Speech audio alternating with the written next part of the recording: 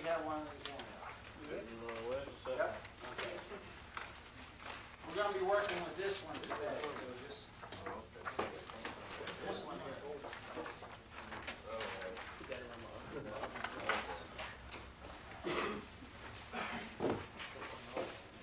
Well, to learn about insurance, first you have to learn about the time value of money. And so we'll start there. Okay? We need someone in their 20s. Who's in their 20s? Don't everybody raise their hand. What's your name? Chris. Chris? Chris, how old are you? 21. Okay, so we're going to take Chris as an example. And he's age 21. And let's say he would like to retire, and I mean really retire. That's when you reach the point you can't work anymore, when he's 60. So how many years is there between 21 and 60? 39 years. Now, the formula for this goes like this. The future value equals the present value times 1 plus the interest rate raised to the nth power. Does everyone understand that? No. No, of course not. So let's just ignore this crap. Because it's too tough to learn anyway. It doesn't make any sense. What you do if you're really interested in this stuff is you go to the exchange for 21 bucks, I think, you pick up a business calculator called the Texas Instrument BA35. And on this little calculator, there's 5 buttons on the second row that are called N, interest rate, payment, present value, and future value. Now, all you have to learn about time value money is this little diagram here, because N is the number of years that you have, in this case 39. Now, how much money does Chris have at age 21? Nothing. So what is his present value? Zero. And the interest rate, let's say he saved his money at the Navy Federal Credit Union. And say we got, just for simplistic sake, 6%. And so what we're going to do is try and figure out the future value. But there's one thing missing, and that is the payments, PMT. In other words, how much a month is he going to put in? So how much can you save a month? I can save $150 a month. Ooh, big saver. How about $100 a month, okay? So if he saved $100 a month, which is the same as $1,200 a year, how much money would his future value be? Well, those of you that are mathematically minded can plug into that formula, but if you use a little calculator, this is how you do it. You take 39 as the number of years, you put in N, 6%, 1,200 as a payment, 0 present value due to the future value. And we find that Chris here would have, how much do you think he'd have?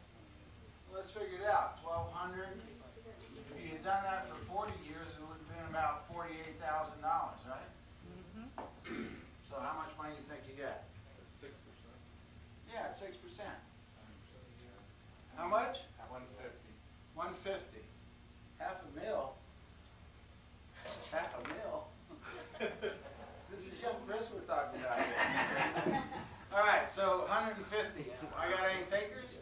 Any more? All right. In fact, the number is $184,000.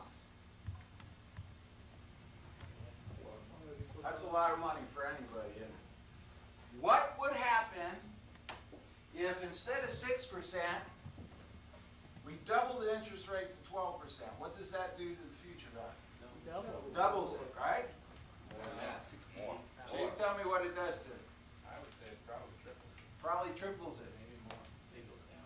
No idea. Goes down. Come on. Where'd this guy come from? I don't know. She did at the laundromat. I got you. At least a quadruple. Quadruple at least. Okay, well, I'm going to do it. I'm going to put here 12% instead of the 6%. And in fact, the amount of money that young Chris would have is $919,000.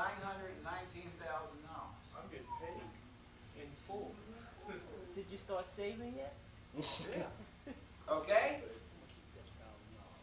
Now, because most of us are ignorant of this, all right, because of this, life insurance companies steal your money. Life insurance companies rip you off.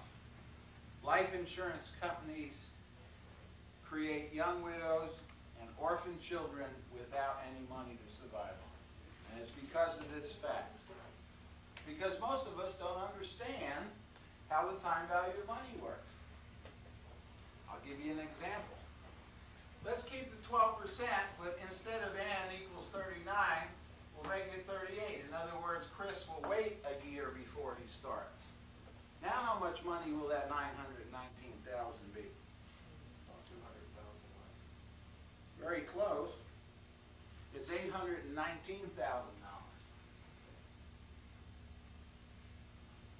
So Chris, when are you going to start? I lost 100,000. Let me start tomorrow. That's right. See, and it's because of this lack of knowledge of the time value of money, we get ripped off in insurance. So let's figure out, let's establish, how does insurance work? Does anyone know? All right, well, we go back to the same thing, and we'll take Chris's, you don't mind, do you, Chris? No, I don't mind. All right, Medical bill.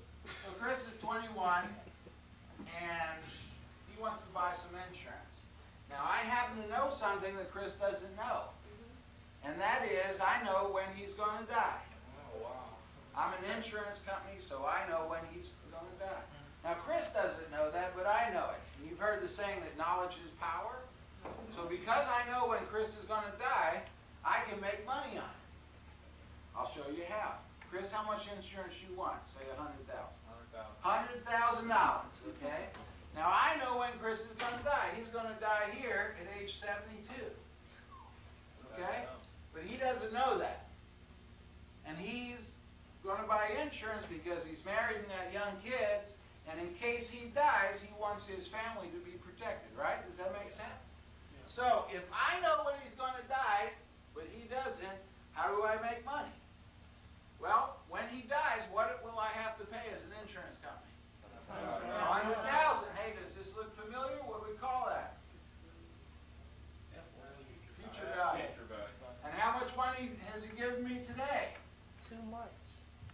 Present too much. I mean, present value. I told him by the time I pay What's the all present stuff. value? Zero. Yeah, he hasn't started paying me yet. And I know the number of years. What's the number of years between 21 and 72? 51 years. And I'm going to assume that I can make at least 6%. Okay? So he's getting in. How many variables do I have? 1, 2, 3, 4, and what's the last one? Payment. Payment. That's it. Oh, smart class here. Payment. So I'm going to figure out how much he's going to have to pay me over those years. So I put in 51 as the n, the number of years. Put 6% as the interest.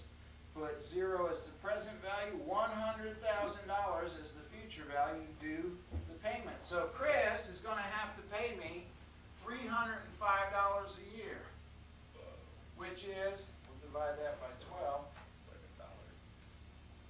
is $25 a month. It's not bad. Okay?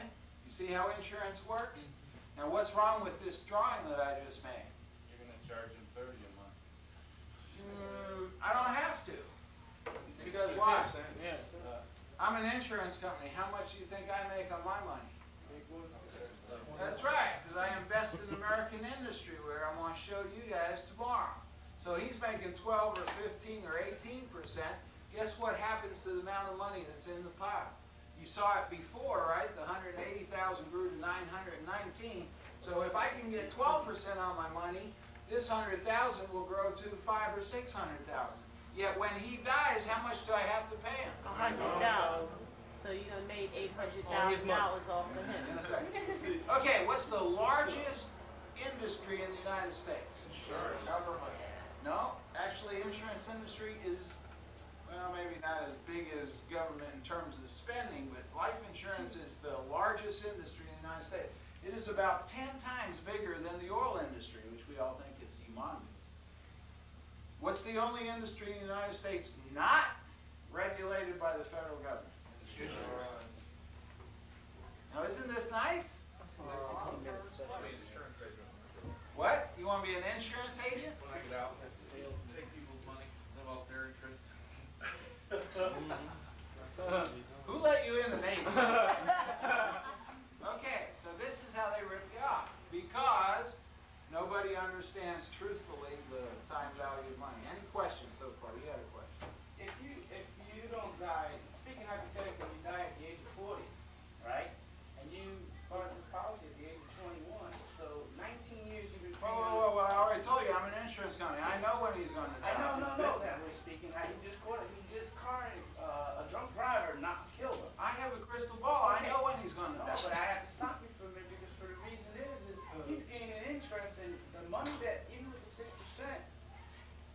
10 years from now, he'll still be gaining the cash value. What? Yeah. No, we're gonna get the cash value in a minute. Okay. Wait a minute, it's still money in there. No. But it doesn't matter if he dies at 40, if he dies at 40, some other guy dies at 91 to get that That's right. 72 average, so you still make Right. your money on the average. Statistically, if I look at 100,000 21-year-olds, okay, I know how many are gonna die. Of course, I don't know who is gonna die, but I know how many statistically. You had a question? Oh, okay. All right, so now, everyone understands this perfectly, because there'll be a test at the end. No, I'm kidding. All right, so there's, let's get into the insurance thing, now that everyone Can you give understands. me that form, since I don't have a VA 35 calculator? I got one right here, we just can't figure out how to use it. All right, see me after class, but I'll show you how to do this. All right, what kinds of insurance are there? Name the insurance. Whole life. All right, good old whole life. Prudential. No, that's an insurance company. Term. Term. Okay, and there's one other. One other. Car. Universal, who said that? I did. All right, stand up, take a bow. All right. Universal. All those are the three types of insurance. What? Flexible, that's universal. Adjustable, that's universal. In fact, insurance companies make all kinds of different names for these things. Like wonderful, terrific, exciting, universal, adjustable, flexible, executive plan. You think I'm kidding? You think I'm kidding, don't you? Yeah, it's true. All kinds of stupid names out there. Okay, so I'm going to sell you a life insurance plan. We're going to promote Chris to age 25. At age 25, I'm going to ask you to spend $50 a month, which is $600 a year. And Chris, I'm going to give you $53,000 of life insurance. Pretty good, huh? Say yes. All right. And there's a cash value that grows in here. All right? And look how much money you'll have at age 45. Turn to page 1 on your handout. And how much money is this fellow going to have at age 45? 13,000. What? 13,000. Not page 2, page 1. 13,000. No, I'm talking to Chris. He's colored in there. 13,250. Now, Chris, look at this. You pay $600 a year. How many years is it from 25 to 45? 20. 600 times 20 is how much? Come on, guys. $12,000. How much money you got in there? You made a profit, right? Okay. Now look what happens. This is a great deal. At age 65, how many years from 25 to 65? 40. What do you do in the Navy?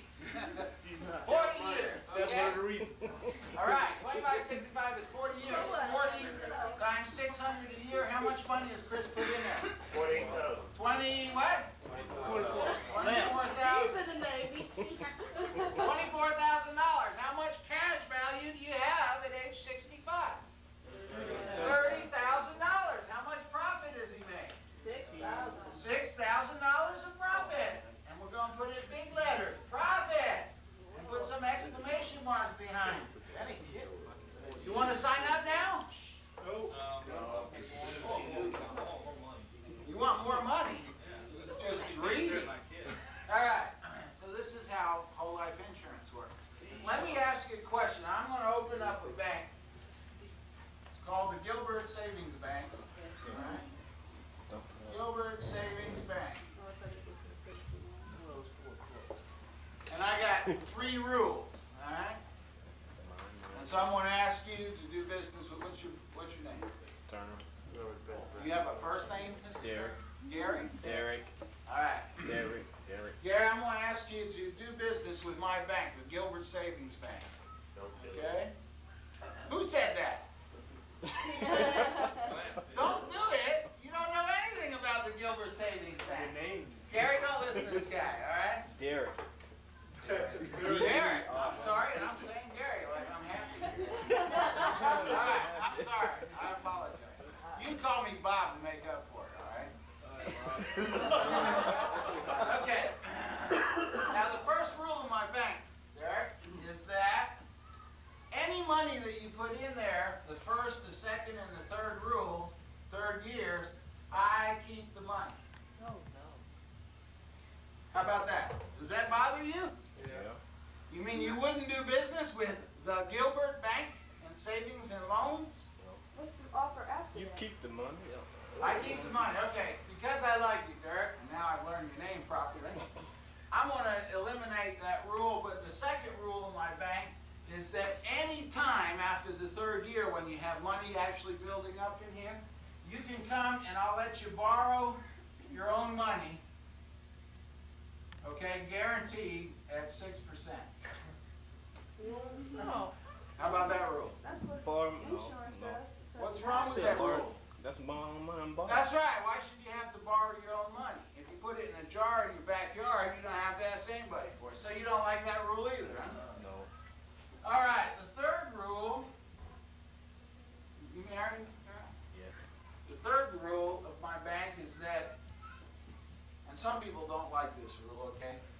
I'll talk to you about it. If you die, okay, That's your money? I keep the money. You don't like that, huh? I don't like that.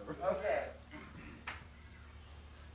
Yeah, I can't convince you to do business with my bank, right? Let me tell you, about 1 million people a week do business with this bank. But it's not called the Gilbert Savings Bank. It's called Whole Life Insurance. Now let me show you how it works, okay? This guy who buys $53,000 of insurance at age 25, and he puts his money in here. I need a green pen. In fact, although I've shown a straight line, the first 3 years, how much money does he have in the cash value of the whole life insurance? No. Zero. That's rule 1. See, first, second, and third years, I keep the money, right? Okay. He gets out here at age 45. He's got $13,250 worth of cash value. If he wants that money, what's he got to do to get it? Borrow his own money. Say it. Borrow his own money. Isn't this fantastic? All right. Then, at age 65, him and his wife go see the insurance agent. And the agent says, man, you should be happy you bought this plan when you were 25, right? Because right now you're 65, today's your birthday, and look how much money you got in cash value. And what does the husband and wife say? Oh, goody, goody, I'm excited. That's right. The next day, the guy gets run over by a truck. The widow shows up, sees the life insurance agent, and what are they going to give the widow? $53,000, right? Because that's how much insurance he bought. They're going to pay on the policy. Then the widow says, you know, I remember yesterday when we were in here, you said we had $30,000 in cash value in my savings account. I'd like to get that too. And what does the life insurance agent say? Wrong answer. Drop dead. He said that. No, actually what he says is, well, the cash value is an integral part of the death benefit. They talk like that, them guys. But in fact, rule 3, what happened to the $30,000 that's in there? They kept it. Is this exciting or what? Actually, you made $23,000. Actually, okay, the insurance company only had to come up with $22,000. Right. Because it had $30,000 of your money already. They made off plus what they already made off the investment. Now, this is a good deal, okay? I know, because I bought one of these once. And I thought it was a good deal because my older brother sold it to me, see? So I figured if you can't trust your older brother, hell, who can you trust, right? So I kept paying on this for 7 years. And then someone sat me down, kind of like what we're doing today, and showed me these 3 banking rules. And I figured that I was pretty stupid. But it wasn't that I was stupid. It was that I was ignorant of the time value of money, so this did not come home. So I quickly canceled the policy.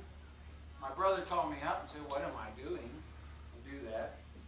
And I quit talking to him for about another 7 years, till my mother, bless her heart, who's in her 70s, said, I'm going to die and you guys aren't talking So we talk now, but we're not about insurance. So we don't. Any questions so far? Okay, so when you canceled your insurance, I know a lot of times when people cancel insurance, they don't get the money that they put into it either. Of course not. For years, who keeps the money? Yeah, but it's, okay, a person, like you said, for 7 years. So how Yeah. much about did you get back? You put in this for Oh, I 7 got years, you about- got about 4 years worth. About $160. I only had a $10,000 policy. Yeah. All right, so let's turn 2 pages, because they got it out of order, to a page like this called an alternative by term and investor difference. Okay, now, instead of doing this stuff, what I'm going to suggest to you is that this same person could have gone out and bought a term life policy. In other words, $53,000 of insurance. It runs from age 25 to 65 for $300. Actually, it's $299 or something. $300 a year. Okay. Now he was paying $600 up here, right?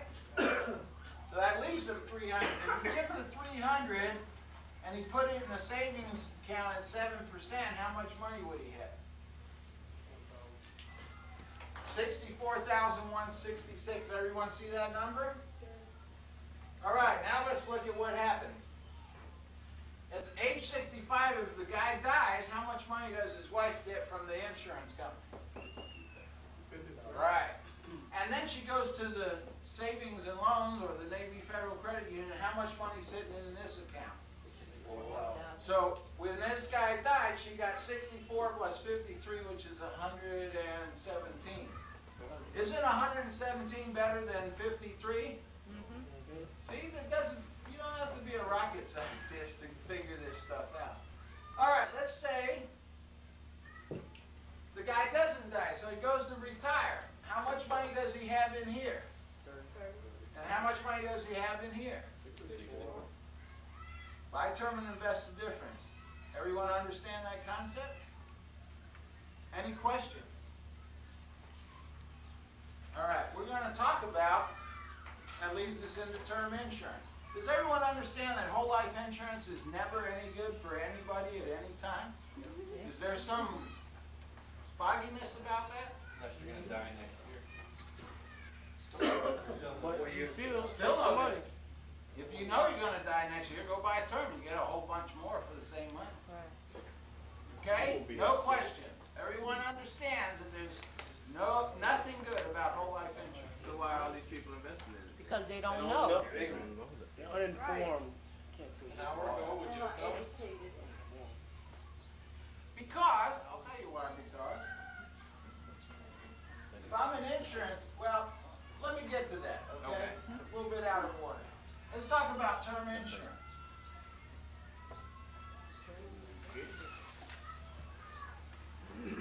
And we gotta find a sheet here. This thing's out of order, man. Needs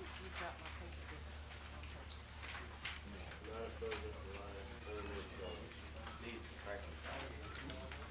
Gonna be at $80. Next to the last page, I think it looks like this. All right, next to the last page, it says, another great benefit from the Armed Forces Benefit Association, AFBA. That's a good one, huh? You didn't see Wow. that. Let's see. If you're under 30, how much insurance, how much does 50,000 worth of insurance cost? $2.50 a month, $30 a year. How much was this guy paying? $600 a year. He was paying 600. What's 100 a year? 600 a year, right? Is that what you said? Okay. The thing is that insurance is way cheap. Term insurance is way, way cheaper than whole life or universal life, okay? So this same person, instead of paying $600 a year for $53,000 of whole life insurance with this nifty savings plan, okay, he could have gone to these people and bought $50,000 for $30 a year. So if he had been paying $600 Now he pays 30, so that leaves $570 a year to put into a savings plan, right? I have car insurance. Full, comprehensive, fire, theft, all that stuff, liability. I pay $19 a month for that. What are you guys gonna do? What are you gonna say? That's right, that's right. Now, I don't hear you saying, well, wait a minute, I got car insurance with the Rock, with Dempsey. Now, I don't hear a guy over here saying, wait, I got my car insurance with State Farm, baby. No. What are you guys talking? What am I hearing? Well, where the hell you get that cheap insurance? That's what you want to do with your life insurance. Why? Because there's no such thing as a Cadillac life insurance policy. If you die, okay, the insurance company is going to pay you in what? In dollars, right? Does it really matter that it comes from Prudential, State Farm, or the American Society of Benefit, whatever? Does it matter? No, there's no such thing as a Cadillac insurance policy. Does everyone understand that concept? So you ask the question, why do people buy this stuff? Well, nobody goes out and buys life insurance. It's sold to them. Typically, a family member or a cousin or a friend of a family member shows up at your house and says, you need some life insurance. Right? That's right, that's right. Okay, so let's talk about the different types of term insurance that you can buy. Now, I showed you one, which is called level term, where for $30 a year, you buy insurance that lasts how many years?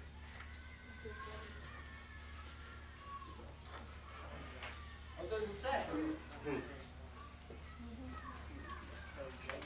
44 years.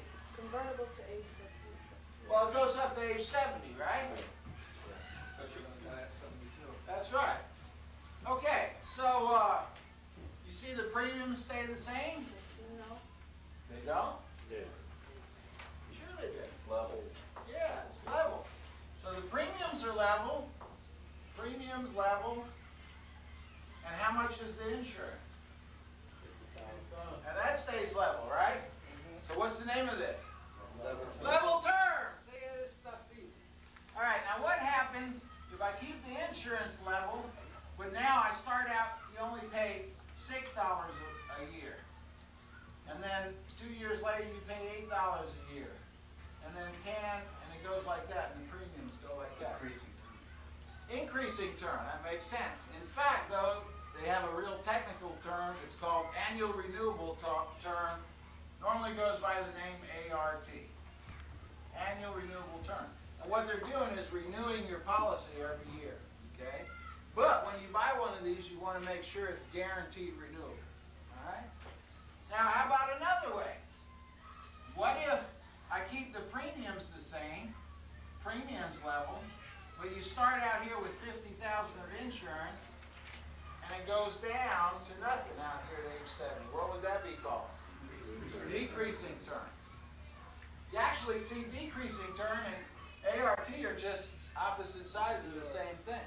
Because if I took a cost per thousand of insurance, here if I'm paying $10 a year for 50,000, that's I'm buying what, 5,000 worth of insurance per dollar, right? And so as this drops down, although my premium stays the same, if I look at the same year group, I'm still paying $5 per thousand of insurance. Everyone follow me on that, or did that confuse you? This and this are the same thing, they just kind of flip one from the other. Alright? And that's term insurance. And it's based on what we started this conversation with Chris, that as an insurance company, statistically I know when most 21-year-olds will die. Okay. Now, let's go back to our whole life example. And let me ask you, what's wrong with it? Here's a guy who's going to buy $50,000 worth of insurance for his whole life. What's wrong with that? Oh, this besides being a ripoff, but, you know, what else is wrong with that? 50,000, and they're gonna be worth 50,000 at the end of it. Well, let me ask you a more general question. When this guy was 12 years old, how much insurance did he need? Very much, sir. If that, okay, very little. And out here, when he's 92, how much insurance does he need? Very little. Very little. Very little. Very little. So why do you buy insurance? The middle. Why? It's insurance in the middle. What? It's insurance in that area where you need something for your family to carry on. Well, you're touching on it. The reason you own insurance, okay, is because you don't have any money. If I had $1 million and I die, how much money does my wife get? $1 million. All of it, because I can't take it with me, right? But if I don't have $1 million and I die and I don't have any insurance, how much money does my wife get? Nothing. Will that affect her or impact on her living? I think very much so. Sure. Got down on the bingo? Cool. Okay, so when do you need life insurance? How many people here do not have a car? Everyone, you do not have a car. I'm going to bet you don't have car insurance. Is that right? Okay, now that would be stupid, right? To own car insurance without a car. Right? But a lot of people own life insurance without any need of owning life insurance. If you're 21 and you're single and you got no kids, if you were, and no one's dependent on you financially, if you die, no one is impacted, no one's affected, why do you need life insurance? You're trying to make rich. What? Who are you trying to make rich? You're wasting your money. Send it to me if you're going to waste your money. I'll take care of it. Hell, I'll come to the funeral even. That's very valuable money. Okay? So why do you need life insurance? What you need life insurance for is to replace the income that you normally bring to your family. So if you're making, give me a number. 24,000. How much? 24,000 a year. Okay, so if you make $24,000 a year, and all of a sudden you're cut off, you're dead, all right? Your family, wife and kids, will not see that money. I'm gonna turn this, shut this door. Is that gonna bother everybody? No. You'll live. Okay, so what happens to you if you die? I mean, what happens to your family? You're out 24,000, right? Plus your burial fee. Plus whatever it takes to bury you. But you're in the military, they bury you for nothing, right? Okay. So what you need up here, all right, let's see if this makes sense to you. What you need is a nest egg. And this is how I draw a nest egg with money in it. And this money falls, some little bit falls out every year to pay this 24,000. So how do you get there from here? Well, if you can get 10% on your money, and remember tomorrow I'm going to show you where to get 15 and 18% on your money. If you get 15% on your money, and you took 10% and paid your family, right? And you took the other 5% and put it back in here because what else happens with money? Inflation, right? So you got to stay ahead of the inflation game. So what you do is you let your money grow by 5% to stay ahead of inflation, and you take 10% of it and pay your family. So 10% divided into that is $240,000. This is how you figure out how much insurance you need. See, because if you don't have $240,000 that'll pay your family 10%, what that means is your wife and family are going to be affected, right? That's all there is to it. Very simple. Any questions so far? All right. Now we get to the part that you asked about is why do people buy whole life? Well, if you were an insurance salesman, okay, and you sold this guy for $600 a year, a policy for whatever amount, you get 100% of the first year premium, which is $600, plus you get 6%, this is a magic term in the insurance world, it's called renewals, okay? 6% of the annual cost, so that's $36. Every that policy's in force. Now, 6% doesn't sound like a lot, okay? But if I'm in business for 10 years and I sell 10 policies a month, that's 120 a year. After 10 years, I got like a 1,000 policies out there, right?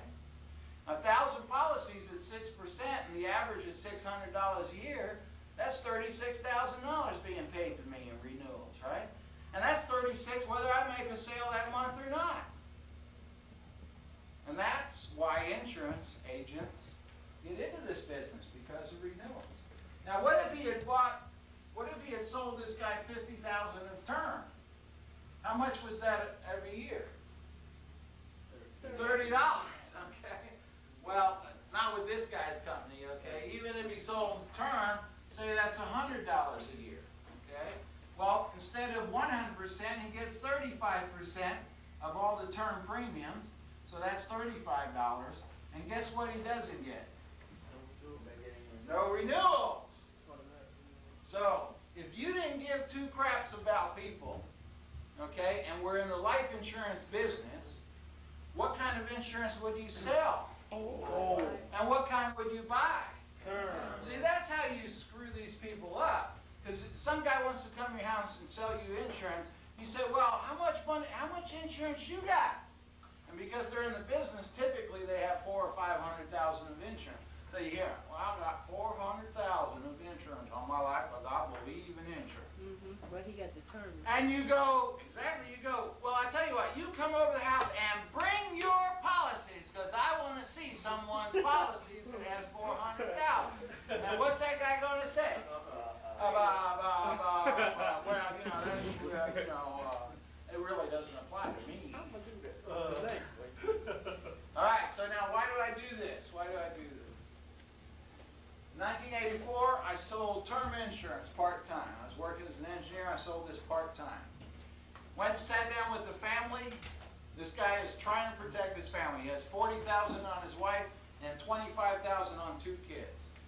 He has nothing on him. He's the breadwinner. Now, somebody sold him this crap. Keep that in mind, okay? So I said, well, why do you have $25,000 on these children? I mean, they don't make any money for you. They're not movie stars or anything, are they?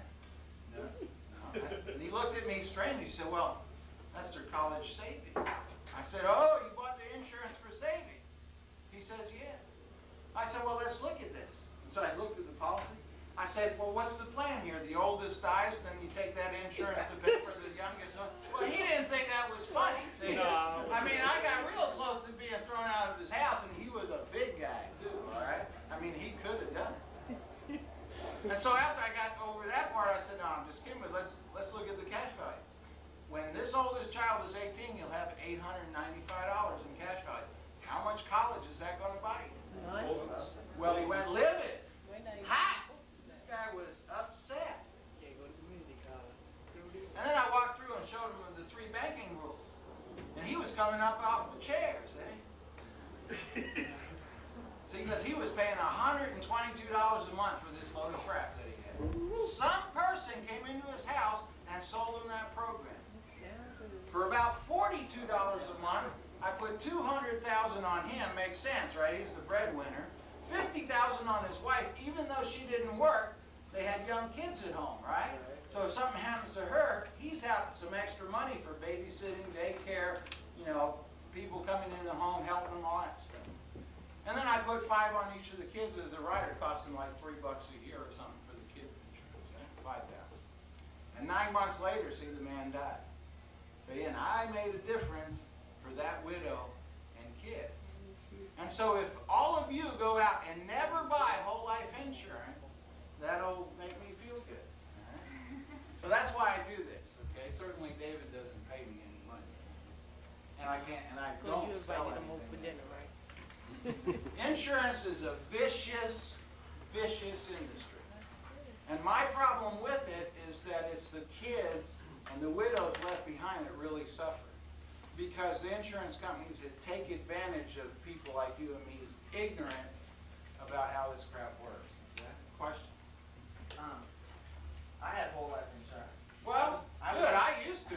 I hope you can say that. It was a better idea because I had decreasing term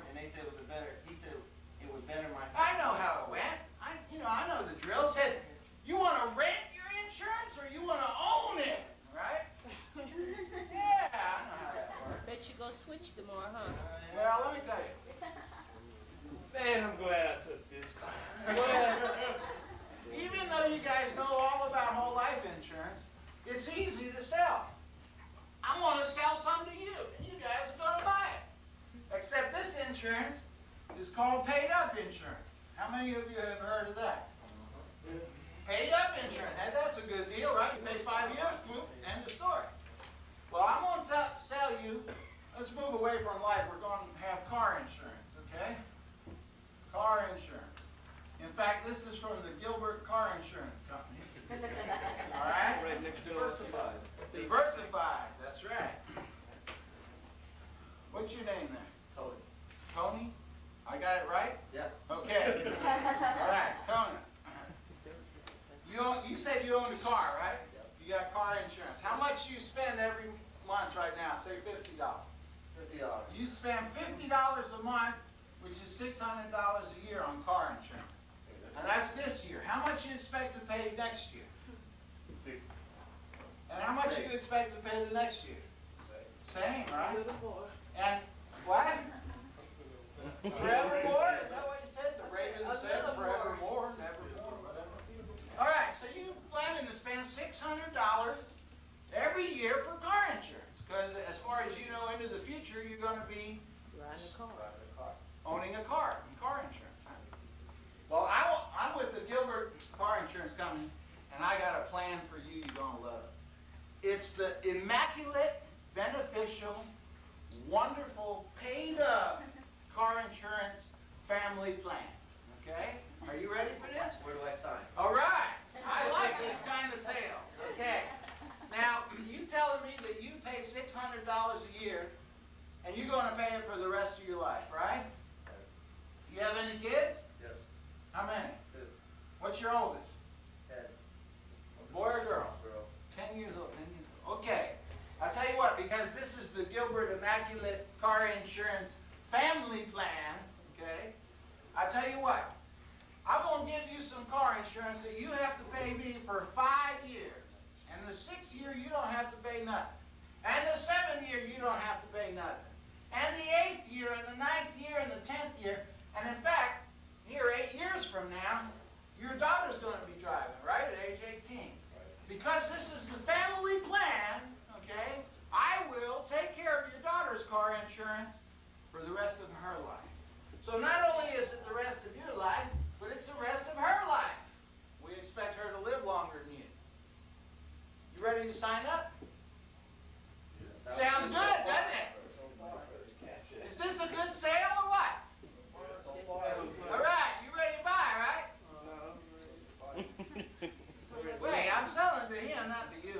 You ready to buy? All right. In fact, you want to know how much this costs.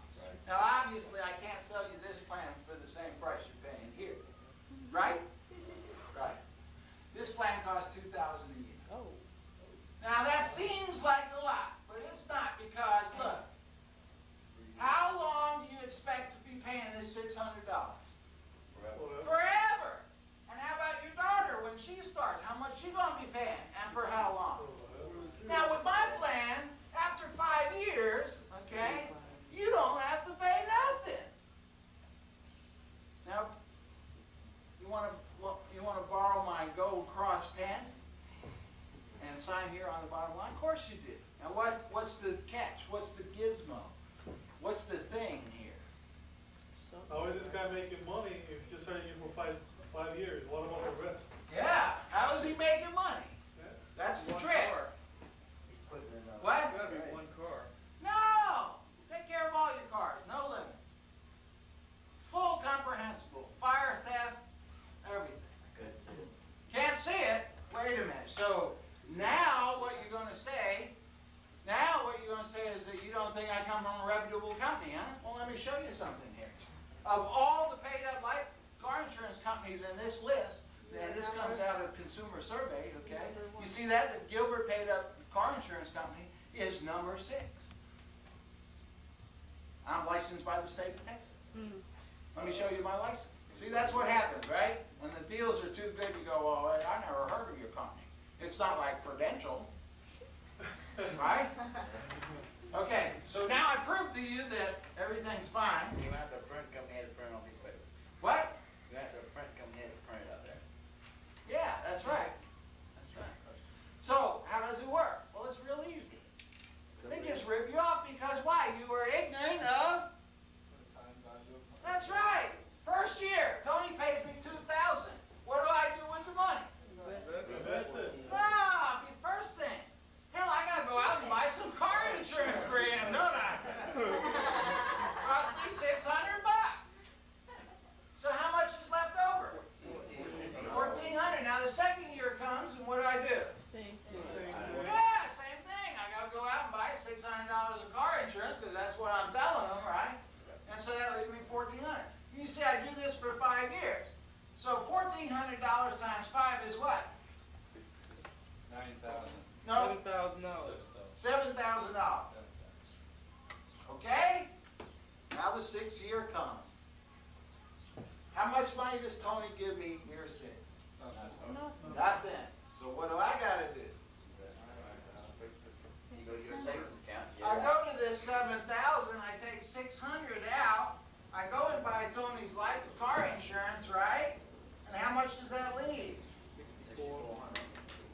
6,400. But wait a minute, this 7,000, I'm earning money at 10% just to keep it easy.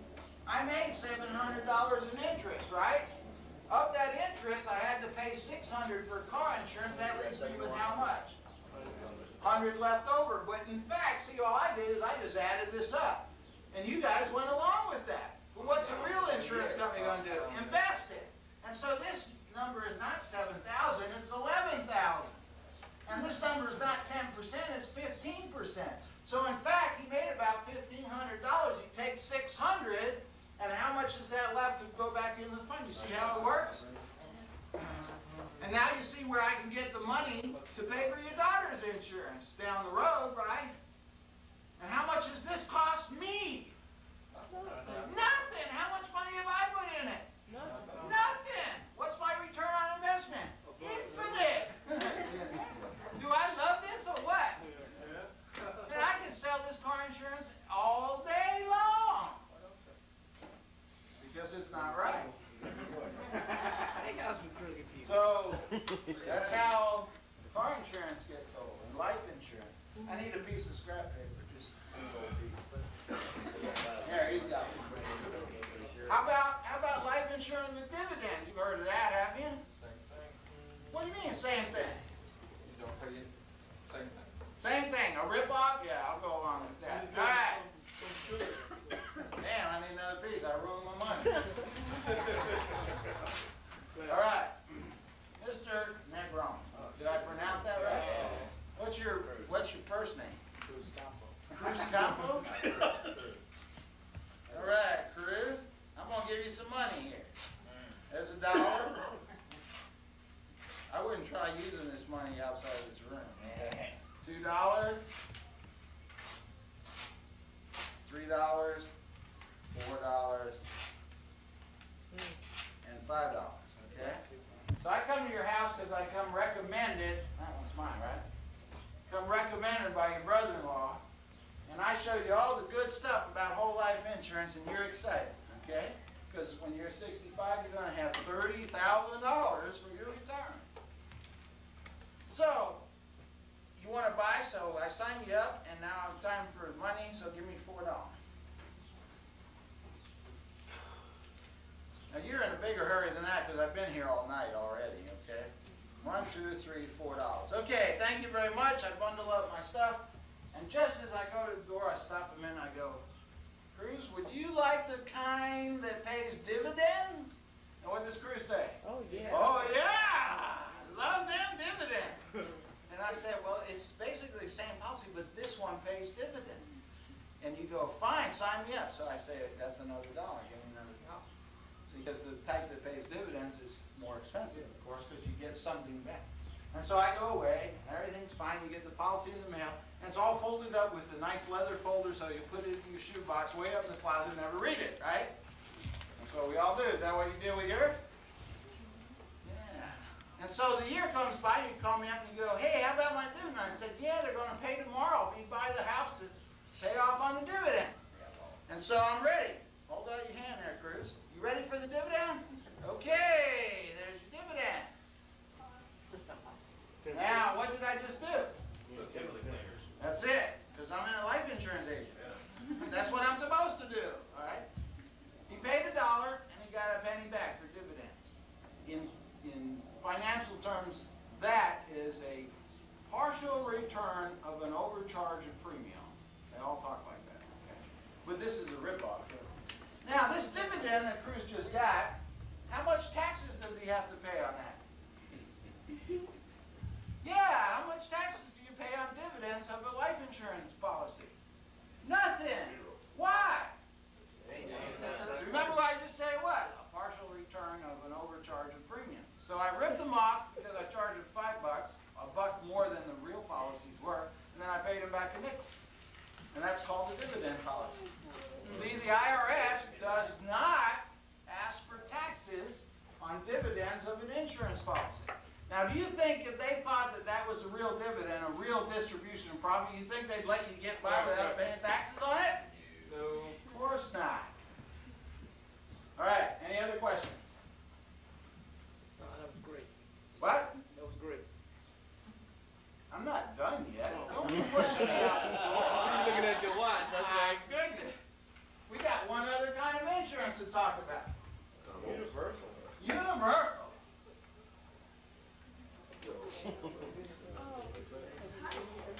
Yeah, one of you own that door? yeah, I guess so. That's what I thought. I think they're gone now. I don't hear them. Universal covers everything, right? Maybe just. Everything all around. Maybe just the loud ones. That's like a man. word. Okay. How much you get? Universal life. Yes, sir. Now remember we talked about premiums, and in turn it was $30 a year. That's a premium. How much you pay for the actual insurance, okay? Whole life was $600. That's a premium. Universal life, we don't have premiums. Universal life, from the Gilbert Universal Life Company. All right? What you have is contribution. All right? Contributions. And it goes into this funnel, your money, and it goes like this, and it goes like this, and this is a faucet, and this is a bucket, and this is a dipper. Now what happens is you put your contributions in here, and it goes into a cash value bucket, out of which they dip the insurance costs. Yeah, you got it. So, Casey, let's say you want to buy $50,000 of insurance. How much you think your contribution is going to be? Remember, with whole life it was $600.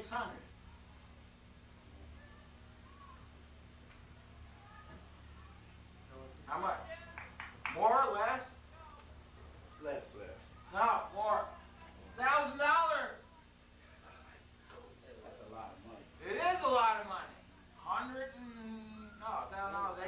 $86, $87 a month.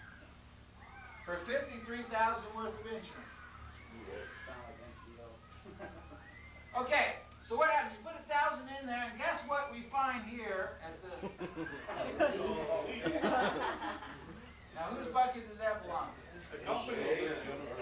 Agent, okay? And then you come down here, and guess what you find here? Another one. You gotta patch those up. This one's the insurance company. Okay, so $1,000, the agent gets 100% of the first year premium. So if you put $1,000, he gets $1,000, right? So how much money is flowing down your pipeline towards your cash value? Zero. Nothing. So the first year, what's your cash value? Zero. Right. Okay. Second year, you put in another $1,000, right? Now the agent doesn't get 100%, he gets 10%. These are called renewals. This is what life insurance agents live and die for. That's why some of you guys, okay, that have had a policy for 12 years or 19 years or something, and then you let it go, right? And this guy who sold you a policy that you haven't seen for half a century, right? I mean, he calls you up out of the blue. And he goes, "Bob, what's wrong?" Now, what do you think happened? We'll see every month he gets a list of all his active policies. And your policy just went into the lapse mode.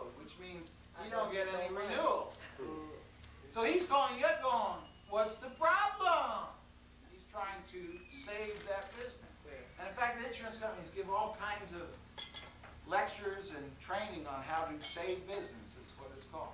And that's why you get birthday cards and Christmas cards and all that crap, okay?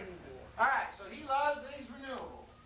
Renewals, so that's 10%, you put in 1,000, so $100 went to him. How much goes down the pipeline?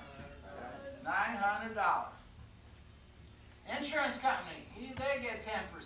So that's 90 falls in here. So that leaves 810 to fall in your cash value. How much is the actual cost of insurance? Well, the first year, we said we could go to that cheap term insurance policy, $30. And see, the insurance company couldn't get that because the agent got it all. So for the first year, they just absorbed it. I mean, how many 21-year-olds die the first year? Not very many, see? So they just absorbed that cost. But now the second year comes, and what's the second year cost of insurance? No. This is adjustable premium, flexible life. That means they can do whatever the hell they want, okay? So now they charge $60. Yeah, sure. It's their policy. All you doing is paying on it. So if we had 810 came in, they charged 60, so I got 750 here, right? But they're going to say, hey, I pay 10%, which they can legally because they pay 10% on what? Cash value. So that at the end of the year, how much money has this grown at 10%? 75 bucks. So if I go 75 over 750, that's 10%, right? So legally, as an insurance company, I can say, we pay 10%. And those of you who don't know anything about mutual funds or used to getting 5 and 6% in the bank, what do? Okay. That's right. I love it. I'm getting 6%. I'm getting 10%. I can hear it at work.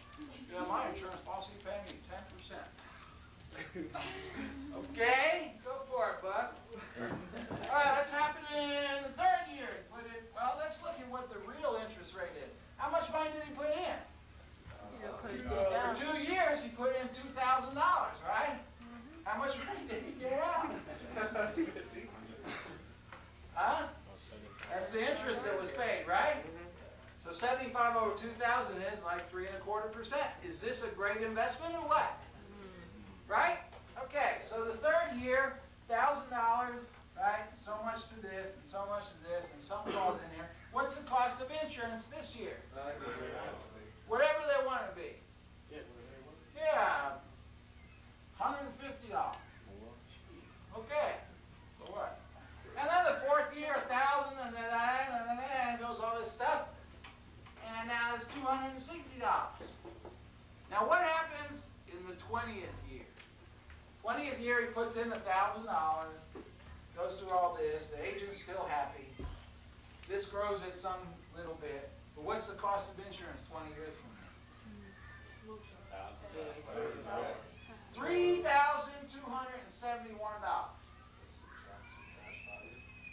Yeah, wait a minute. How much money do you put in here?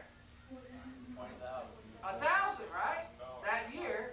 And they're going to charge you $3,720,271 that year. So, where does that money come from? Your cash value. Yeah! And the 25th year, what happened? Now this is, remember I showed you ART?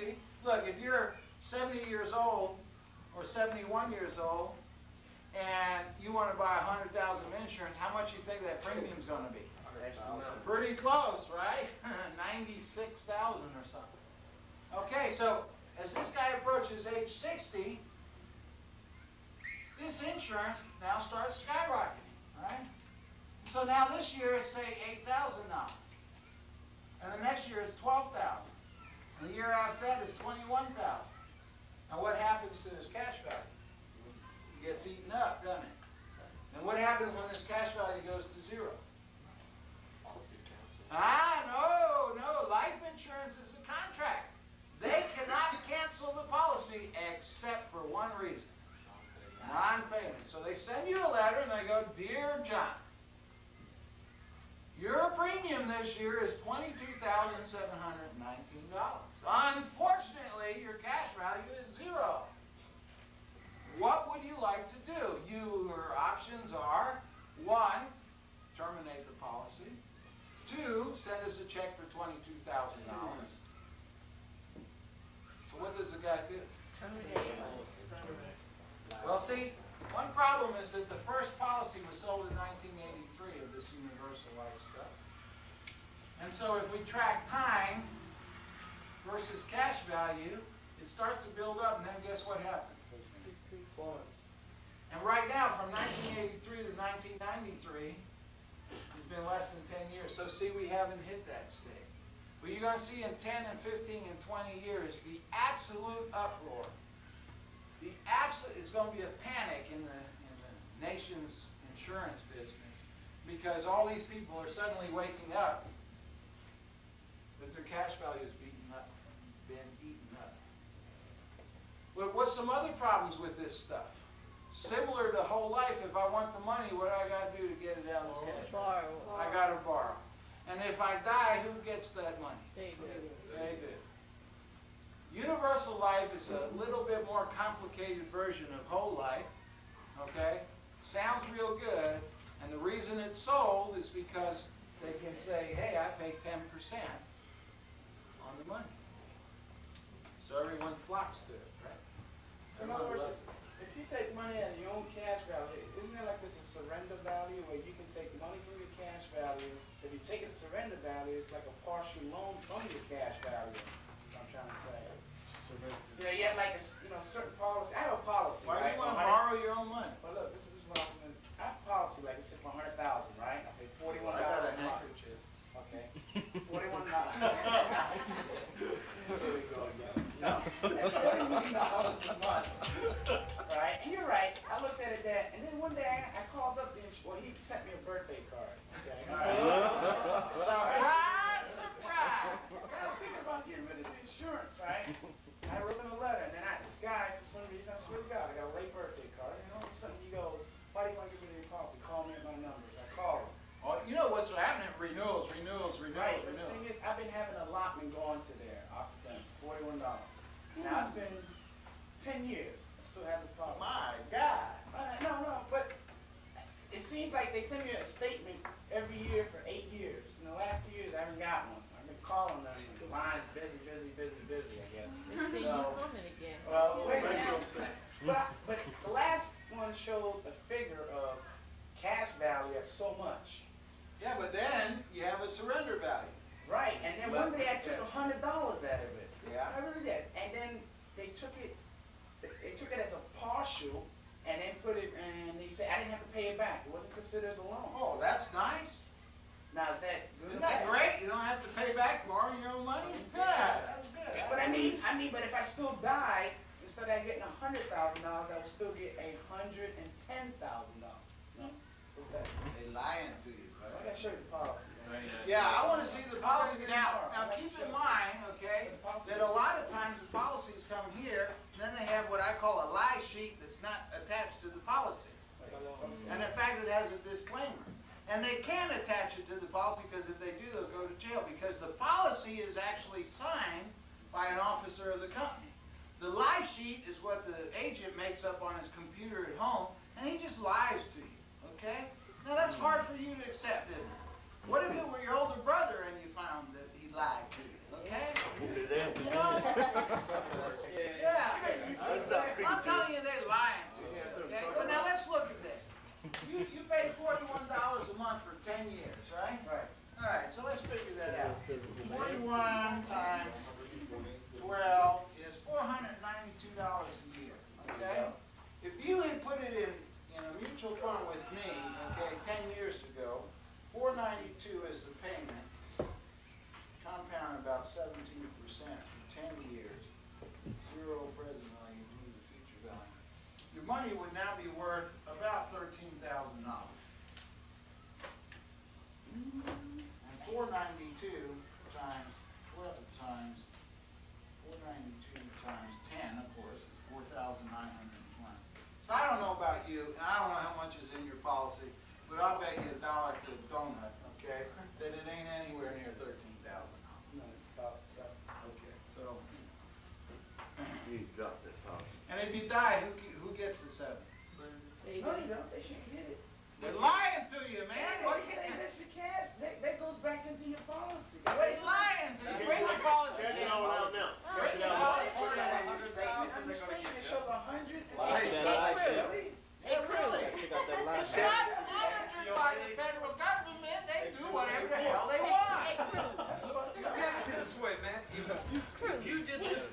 reporter that trusts you for loan sharking fraud, you'd be down in the bunco squad. You got your policy here? Bring it in. Bring it in tomorrow and I'll show you the back. Whoa, there's a policy. Anyone else got any questions? All right. All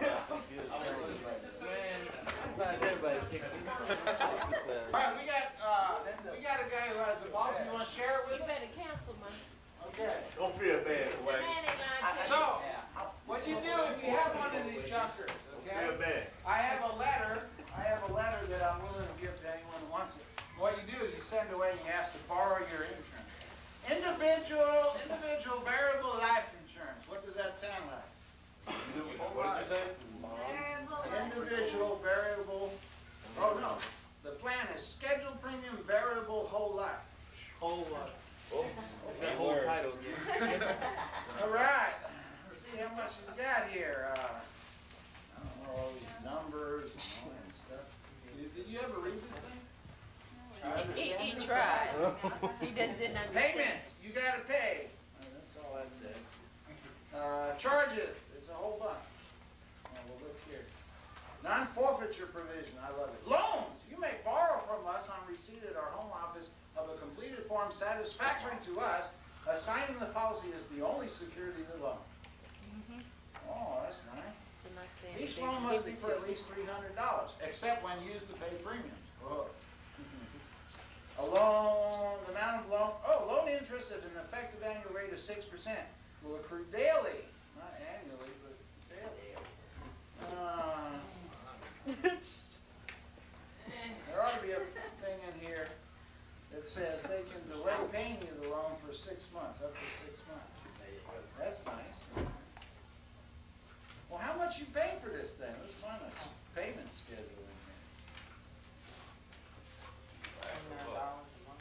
How How much? much? Right. Right. Required premium, $350 a year. That's $29 a month. Okay, for $50,000 at issue. That's pretty good, isn't it? Yeah? No? Is it good? For $30, you could have had the same stuff. You're paying $350. I don't know. What do you think?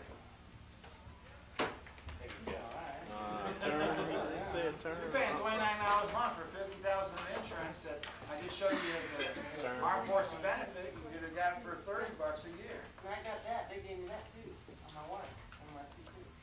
They gave me a term, but they gave that on me. Yeah, why is that? Take money off the government. Commission structure. See, the rest of it, he already made the sale on you, right? The rest of it's a given. Where's the life sheet that came with it? Let the light sheet go over numbers and years. Yeah, he's got one here. See, it's not even attached to the policy. And in fact, I want to show you something. This is it. Whoopee. Oh, you get ready to learn something. Good luck. You see it signed by anybody? No, I get the same one like that. All right. Girls, let me read this to you. We got it. Listen, this illustration assumes that plan premiums will be paid at the beginning of each modal year indicated and that no policy loans or partial withdrawals are made. Excuse me. Plan premiums may include amounts, blah, blah, blah, blah. This is an illustration, not a contract. This illustration does not reflect investment in the fixed account. The illustration assumes blah, blah, blah, blah, blah, blah. So now what happens 25 years from now and you go, hey man, you told me I was going to have $1 million here. And now I only got 12,000. Assume something that doesn't guarantee it. Plus, the company's going to go, well, who told you that? Well, I got it on this paper. Well, I don't know this paper from nothing. Ain't no signature on it. It's not signed. See, this is a contract. See, signed by the president and the secretary and you yourself in the form that you filled out and signed. Insurance is a contractual agreement between three parties. The person who is being insured, the beneficiary who is going to receive the money, and the insurance company who will pay the money. This don't mean squat. This is a lie sheet, okay? Don't pay any attention. This is what you got to go by. You bring your policy in, I'll show you in the policy what a rip-off it is, okay? You can ask me for a letter and I'll give it to you and you just write away and go, oh, please, oh, wait. More lie sheet.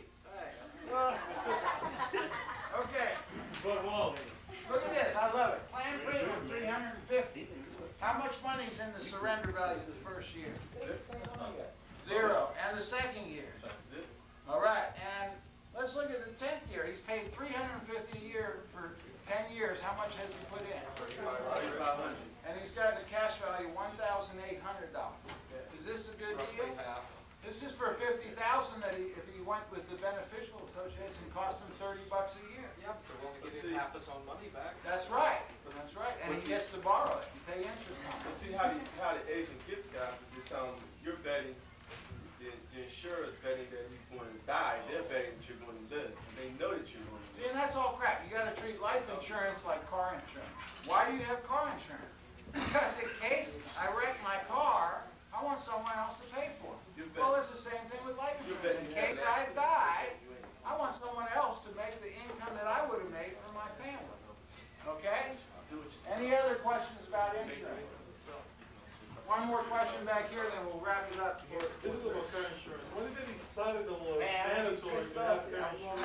Car insurance is not mandatory. Oh, it Say is again, because let's listen here, what? Because if you don't pay your car insurance, and they catch you with your car insurance, you got to pay at least $2,000 fine. Self-insure yourself in almost every state. Now, you can self-insure by putting up a bond or cash. See, if I have $40,000 or $100,000, I put it up as a bond. Okay, that's what I'm gonna do. We do it in the construction business. A lot of times you want surety bonds. But if the guy shows up with cash, that works too. So you can sell it. Insurance bond. $25,000 in Tennessee, all you gotta do is prove you have $25,000 in a bank somewhere that you could pay if you had a wreck. Okay. You're self-insured with the state of Tennessee, the state gives you a letter. By age 65, 29 will have died, but 63 who haven't died will be dependent on relatives, friends, or charity. So that means 92% will either be dead or dead broke. So we have, how many people we have in here, Chief? 35? 33. 33, plus 2 guests. So I guess that means 9 or 10 of us will be okay, and the rest will be dead broke. Right? So, let me ask you a question. How many people here are going to be dead broke when they turn 65? How many people want to be dead broke when they're 65? All right. Well, let's keep that in mind. Turn to the next page. How will you retire? Here's the real question, okay? If you want, you're 50 today, and your house is paid for, your kids are grown, all you have to worry about is utilities and food. $1,000 a month is not so bad, right? Retire on it. It's not great wealth, but you're not going home. If you assume that 5% inflation will occur for the next 30 years, that means 30 years from now, you've got to have 4,000, what's the number there? 4,321. $4,321 a month. 30 years from now. Well, if you take $4,321 a month and you divide it by 12 to get what this yearly figure has to be, I'm sorry, multiply times 12. What do we get here? You got to have $51,850 a year to retire on the equivalent purchasing power today of $1,000 with me here. Okay. This is 503,000. No. This is per year. You're jumping ahead. Now remember, what did I say? What you need is a nest egg, right? It pays you 10%. You're 50 today, and your house is paid for, your kids are grown. All you have to worry about is utilities and food. $1,000 a month is not retire on it. It's not great wealth, but you're not going home. If you assume that 5% inflation will occur for the next 30 years, that means 30 years from now, you've got to have 4,000, what's the number there? 4,321. 4,000 a month. 30 years from now.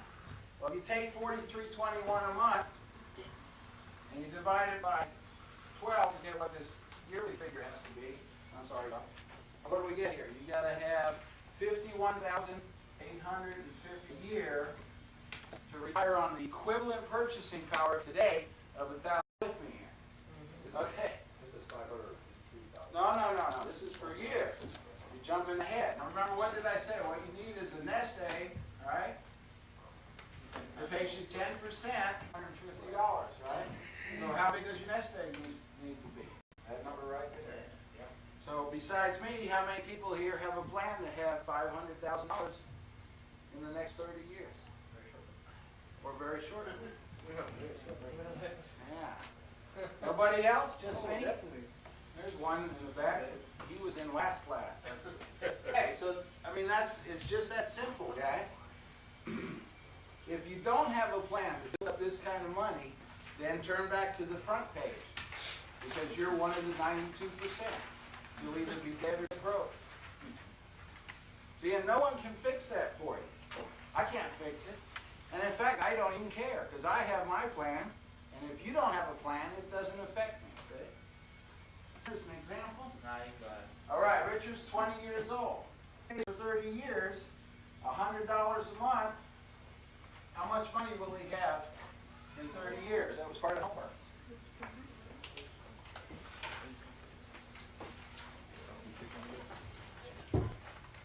Well, let's say he saves at 15%.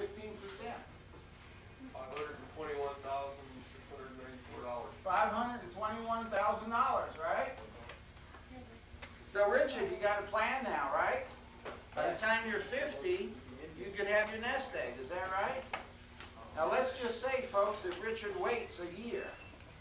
1 year, procrastinates, doesn't do anything, drinks too much beer on the weekend, parties down with that $100 a month. So if you take $1,200 a year as a payment at 15%, but now he waited a year, so he doesn't have 30 years. How many years? 29 years. Start out with nothing, do the future value. How much money do you think you'll have? Oop, I did it wrong. 29 years at 15%, 1,200. Anyone doing this with me? All right. I can't be right. I screwed up. 100 a month. Well, then the 30 years is wrong. What? No. We're doing the second question here. $1,200 a year. $1,200 at 15% for 29 years. Well, I keep getting a different answer. Let's do the 30 years again. I'm sorry.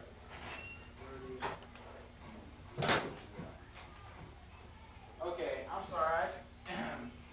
This number is actually $599,000 if you were to calculate. The reason this is different is because the formula I gave you starts out with at the end of the first year, okay? And the calculator way of doing it starts with the first of the first year. It's just, okay. So if he did it for 30 years, he'd have $599. But if he does it for 29 years, he has your number, $520,000, okay? So what's that difference? $79,000. So that means that by waiting for 1 year, how much has Richard lost? Almost $80,000, right? So how long are you guys gonna wait? Okay, okay. Well, the point is that you need to do this right away if you're gonna do it at all. Now, a lot of people I talk to who are in their 40s always kind of cringe and go, man, where were you when I was 20? Well, Richard, you don't have that excuse. I was here when you were 20, right? Okay, so let's go back. So the real question is, how do you get this 500,000 plus? How do you make this plan? Well, see, if you use a credit union or a savings and loan and use 6%, okay, get 6% on your money, you see there on the table that you have to save $515 a month. To get the 500,000 plus, that's right. How many people here save $500 a month besides me? Good, good. Glad to hear that. Most people can't, but if you get 12% on your money, now you only have to save, what are you looking for? Copy of the, Right there in that box. Okay, but if you can save at 12%, this number becomes $159 a month. But my goodness, if you can save at 15%, it becomes what? $86 a month. And what's this tell you guys? That's right. What it tells you is that if you're going to have $500,000 in the next 30 years, you can't save in credit unions. And you can't save in federal credit unions and savings and loans. Unless you're saving up in this number, $500,000–600,000. So what this calculation stuff shows you, demonstrates, is that unless you break out of absolute, where's my guarantee guy? That's you, right? Absolute guarantee you're gonna be, turn back to page one of them 92%ers, right? Is everyone with me on this? So I've run some numbers, turn to the next page. What $50 and $100 a month makes you the different percentage rates. Now, a question that I normally get, or sometimes I get into discussions about what is the military retirement worth. So I've done this calculation for you. See, a lot of people get conned that the military retirement is worth a whole lot more than it actually is. And no one's ever sat down and showed you, calculated for you, what that is worth. Let's say that Richard and I both, Richard joins the Navy and I don't, okay? Now, at the end of 20 years, let's say with pay increases and all that stuff, so when he's 40, all right, he will have a retirement of, let's say, $20,000 a year. I know you don't retire on that now, but 20 years from now with COLA and increase and stuff, that's pretty reasonable. Won't you agree? You agree with that, Chief? Okay. So, in 20 years, you'll be able to retire on $20,000 a year, right? If I wanted to retire on $20,000 a year, how much money do I have to save every month at 15% to get a nest egg of $200,000 a year that will pay $20,000 a year? I mean, $200,000 will pay $20,000 a year. Everyone with me on that? Yes? Question? Okay, well, there's the answer. I need to save $141 a month. So Richard joins the Navy and doesn't save $141 a month, and I don't join the Navy and do save $141 a month in a decent mutual fund, right? And at the end of 20 years, what happens? Richard gets out and gets paid $20,000 a year. I don't get out because I never got in, right? And I collect $20,000 a year from my nest egg. Is that right? You see how it's equal now? $50 a month. What? On this chart, it's got. No, look at the bottom. Look at the bottom. Okay? So that shows you, for $141 a month, it's the same as a military retirement. That's 10%, I think. 10%? That's at 10%. That's what I'm paying my nest egg out at, right? 5% gets reinvested. We talked about that yesterday. Now, what's the difference? If Richard dies, what happens to his retirement? If I die, what happens to the $200,000? Okay, so there's a difference. Now, this is not to disparage the military retirement. It's a pretty good deal. Just don't let anyone con you that it's anything more than it is, okay?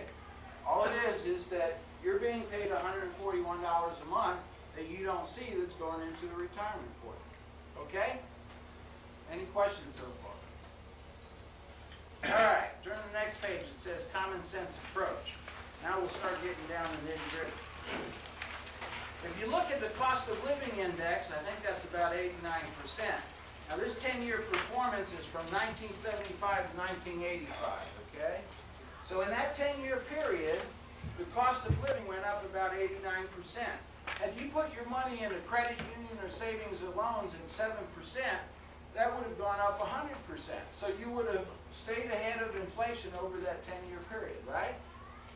Now, if you had invested in 90-day CDs, constantly rolling them over, you probably heard of people do that.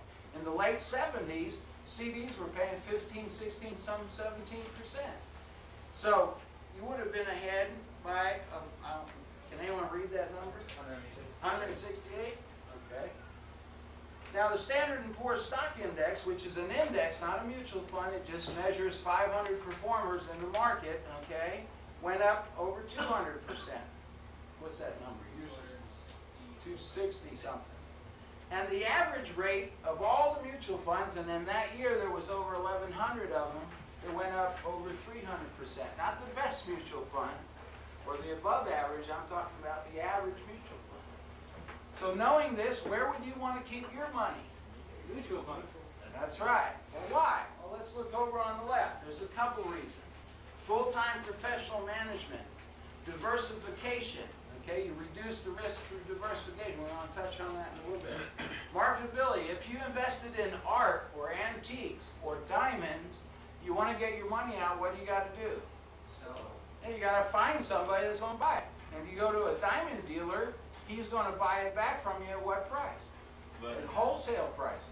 Yet you bought it retail, right? Well, mutual funds, hey, you don't have to worry about a buyer. All right, so let's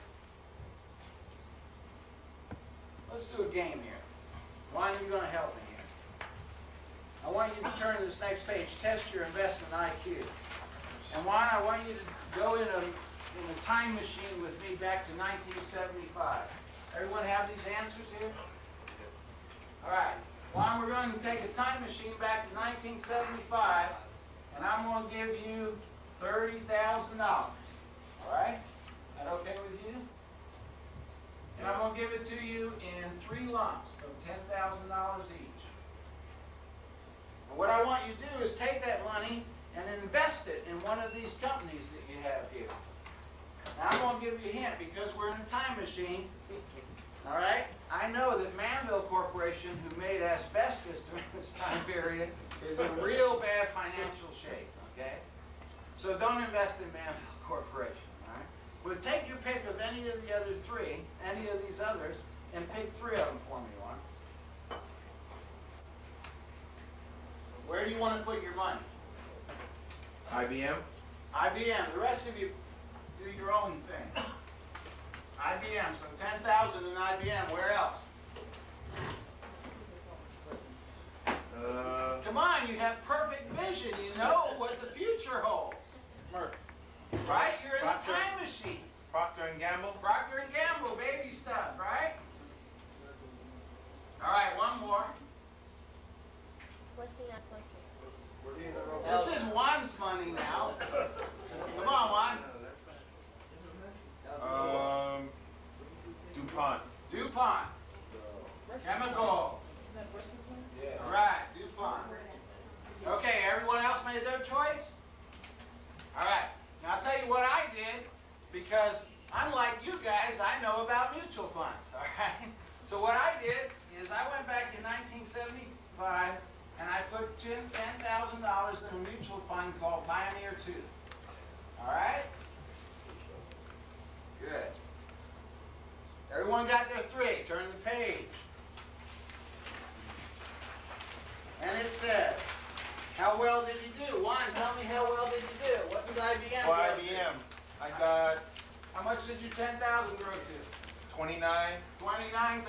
How about Procter & Gamble? Procter & Gamble, 13. 13? 13. 13? That ain't worth a crap. 13,000? 10,000 in 10 years for 13,000? Like whole life. Poor choice. DuPont, 16. 16. So your $30,000 then grew to what? What we got here? 30, 42, $58,000. All right? Well, for a guy traveling in a time machine, you ain't done very well there, Juan. But that ain't bad. All right, what's the top 3? What's the top 3 performers? Westinghouse. How much? 52,000. What's the other one? United Tech. 44,000. American Brand. 42,000. What's that add up to? 96, 838. I'm rich. All right, 138. Is that right? Where's my calculator guy? What you got? A brand new calculator? Oh, same one. All right. Was I right? 138. Guess I shouldn't go into stocks. Okay. Yep. Okay. Now, the point I'm making is that I don't know anyone who's regularly, consistently made money in the stock market. I only know one thing guaranteed about the stock market. No? You guys know this too. It goes up and it goes down. That's the only guarantee I know about the stock market, all right?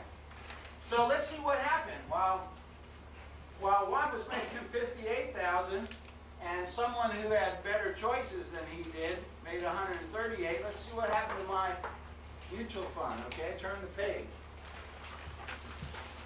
In 1975, had I invested in Pioneer 2, okay, my $10,000 would have grown to $89,000. So I beat one, but not quite. Wait a minute. This is with 30, so if I had 30 over here, I would have grown to $267,000, right? So, even the best three, I made more than double that by putting my money in a mutual fund, right? In a 10-year period. Incredible. In fact, you see I've written there on the side that this mutual fund compounded at an annual rate of 24.49%. Now, I bet there was lots of people that were getting 12% in a bank or a credit union saving loan in the late 70s and really thinking it was fantastic. Right? Guaranteed, right? But see, I'm glad that I started investing in this mutual fund in 1976 and got 24% for that 10-year period. Now, this is a little unfair. One, what's the difference between these investments and the Pioneer? The difference is that all one could do was buy and hold. He couldn't sell, he couldn't shift, he couldn't do anything. He was buy and hold. In a mutual fund, the people who are managing that fund get to do a lot of things with that money. If they see a peak somewhere, they sell out. Buy low, sell high, right? So they get to do that. So that's the professional management part of mutual funds. And that's part of the power that you need to have working for you. See, most of us are too busy earning a living to know very much about the stock market. So one of the things that you do is let these professional managers manage that money for you. Any questions so far? Okay, I show where during this 10-year period I made 24% on my money. You think I'm going to get that every 10 years? No, because really the early 80s was great for the stock market. So turn to this page. It says the record.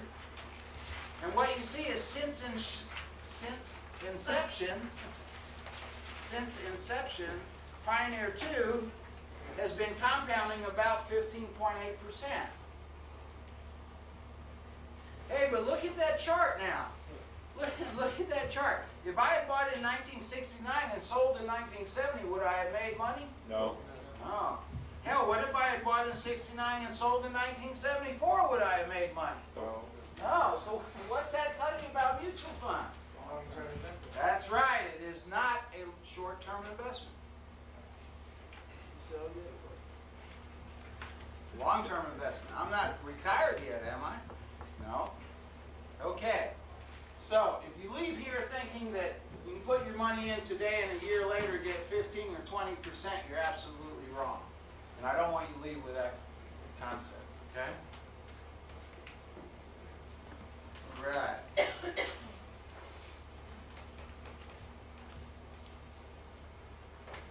So let's see how mutual funds work. Any questions so far? No questions. Okay. Now, a mutual fund is nothing more than a company. And we'll call it, for lack of a better name, the Gilbert Mutual Fund. All right. So now what does this mutual fund company do? Well, it doesn't make widgets, doesn't build automobiles, it doesn't sell Coca-Cola. What it does, it takes money and invests in IBM and Coca-Cola and Ford, well, we'll make it General Motors, United Tech, right? And on and on and on and on. And this probably numbers 200 or 300 companies in some mutual funds. Now, a mutual fund has two subcontractors. The first subcontractor over on this side is a bank. And what does this bank do? Holds its money? Holds the money. Also, when people like me send money to the mutual fund, the people who keep track of it, do the accounting, keep up with all accounts, is the bank. And over here is another subcontractor that is called the management company. All right? And this is typically typically 2 or 3 or 4 or 500 people, all of them real smart, okay, and they know about the money field, the stock market. I'll give you an example. They might take a chemical engineer who's been in the chemical business for 15 or 20 years, and they'll take him and send him for a year or two of finance and economic courses, okay? And then they bring him into this company, and what he'll do is study the chemical industry. And he'll report on trends and good things that he thinks. Now, Pioneer 2 has a policy where once somebody in here identifies a company that looks like it's going to grow, okay, has some growth and solid company, they send some investigators over there. And they talk to the president of the company and the chief executive officer and the operating officer and the executive vice president. And one of the things that they look for is to make sure that these people, most of their wealth is tied up in this company. Because Pioneer figures, why should, if you're the president of the company and all your wealth is tied up in real estate and gold and other stocks, and you have a token 2,000 shares of the company that you work for, well, you don't have a big incentive, right, to make a lot of money. But if they look at you and they find that you own a house and all the rest of your wealth is tied up in shares of the stock of the company you work for, you're going to work very hard to make that company make money, right? Well, they want to invest with you. So I kind of like that about this particular mutual fund. Question? All right, so how does the fund make money? Well, if you put money in a bank, how many ways do you make money in a bank? What? One way, interest, right? Interest. Can you make money any other way in a bank? Not unless you own the bank. Or have the gun. Thank you. All right. In a mutual fund, there is 3 ways to make money. All right? The first way you make money is called capital gains. Let me show you how that works. Capital gains. Let's say the mutual fund buys 1 million shares of IBM, okay? And that 1 million shares was $10 a share, so it cost them $10 million, right? And they keep it for a year or 2. And at the end of the 2-year period, the shares have gone to $12 a share. That's not the case with IBM because their shares are always up in the hundreds, okay? But for the example. So, now the people look at it and they go, Apple Computer's coming out with a new thing and Microsoft is really kicking the big blues butt, so we think IBM shares has peaked. So what do? They sell it. Well, they bought it for 10, now they sell it for 12, so instead of $10 million, they get $12 million, right? So that's a profit, right? So that $2 million goes back to the mutual fund. And of course, if I own 10 shares and you guys own 100 shares, you expect to get 10 times more money than I do, right? So it's prorated out. So that's capital gains. Buy low, sell high, distribute that for profit, okay? Any questions? All right, second way is through dividends. Now, you guys think dividends is a bad word, don't you? Don't buy any insurance that has dividends, right? Okay, but these are not insurance dividends. These are real dividends. These are distributions of profit. I'll give you an example. Mutual fund buys 1 million shares of Coca-Cola. So it has 1 million shares, whatever that price is. Coca-Cola makes a profit that year. It distributes $1 per share. Now, how many shares does mutual fund hold?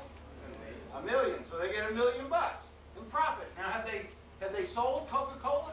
No. This is a distribution of profit. That's dividend. And of course, it goes back to the people who own shares in the mutual fund. Blah blah blah. Okay. Now, there's a third way you make money in a mutual fund. It's called appreciation. Now, let me give you an example before we get in this.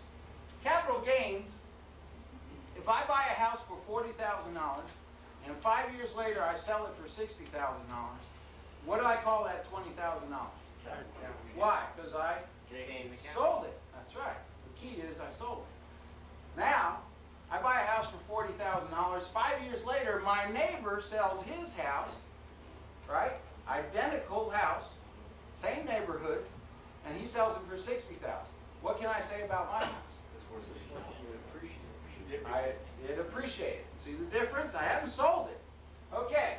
And when I come in this mutual fund, say I started in 1990, and this mutual fund cost me $20 a share. Okay? And I bought whatever, 1,000 shares of it, $20,000. And so they take my money and they buy all this stuff, right? And a year goes by, and the Coca-Cola stock has gone up, and General Motors has gone up, and UT's gone up. So what happens to this share price? It's gone up. Now you come along in 1991 and you want to buy 1,000 shares. How much is it going to cost you? Well, you take all this stuff that has gone up, so now it costs you $24 a share to buy it in the mutual fund. What can I say about my shares of the mutual fund? They appreciate it. Have I sold it yet? No, so there's no capital gain, no profit. Everyone with me on that? Okay, any questions? That's nothing more than a figure, though. Nothing more than a what? A figure?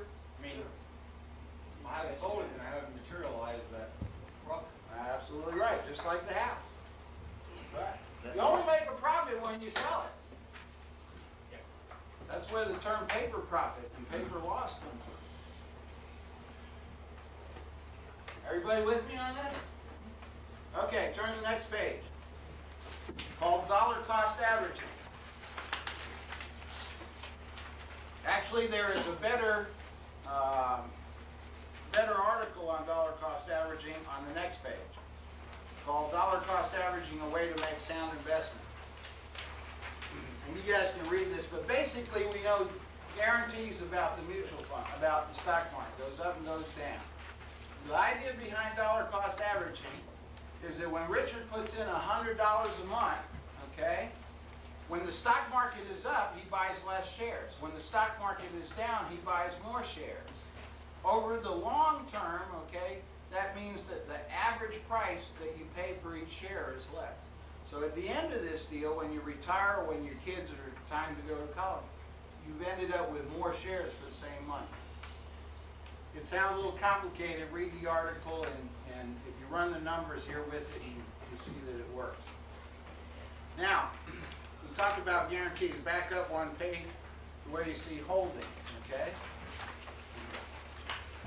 Now this is a page from a prospectus from a mutual fund. And you see this mutual fund owns shares in United States government obligations like T-bills and Treasury notes.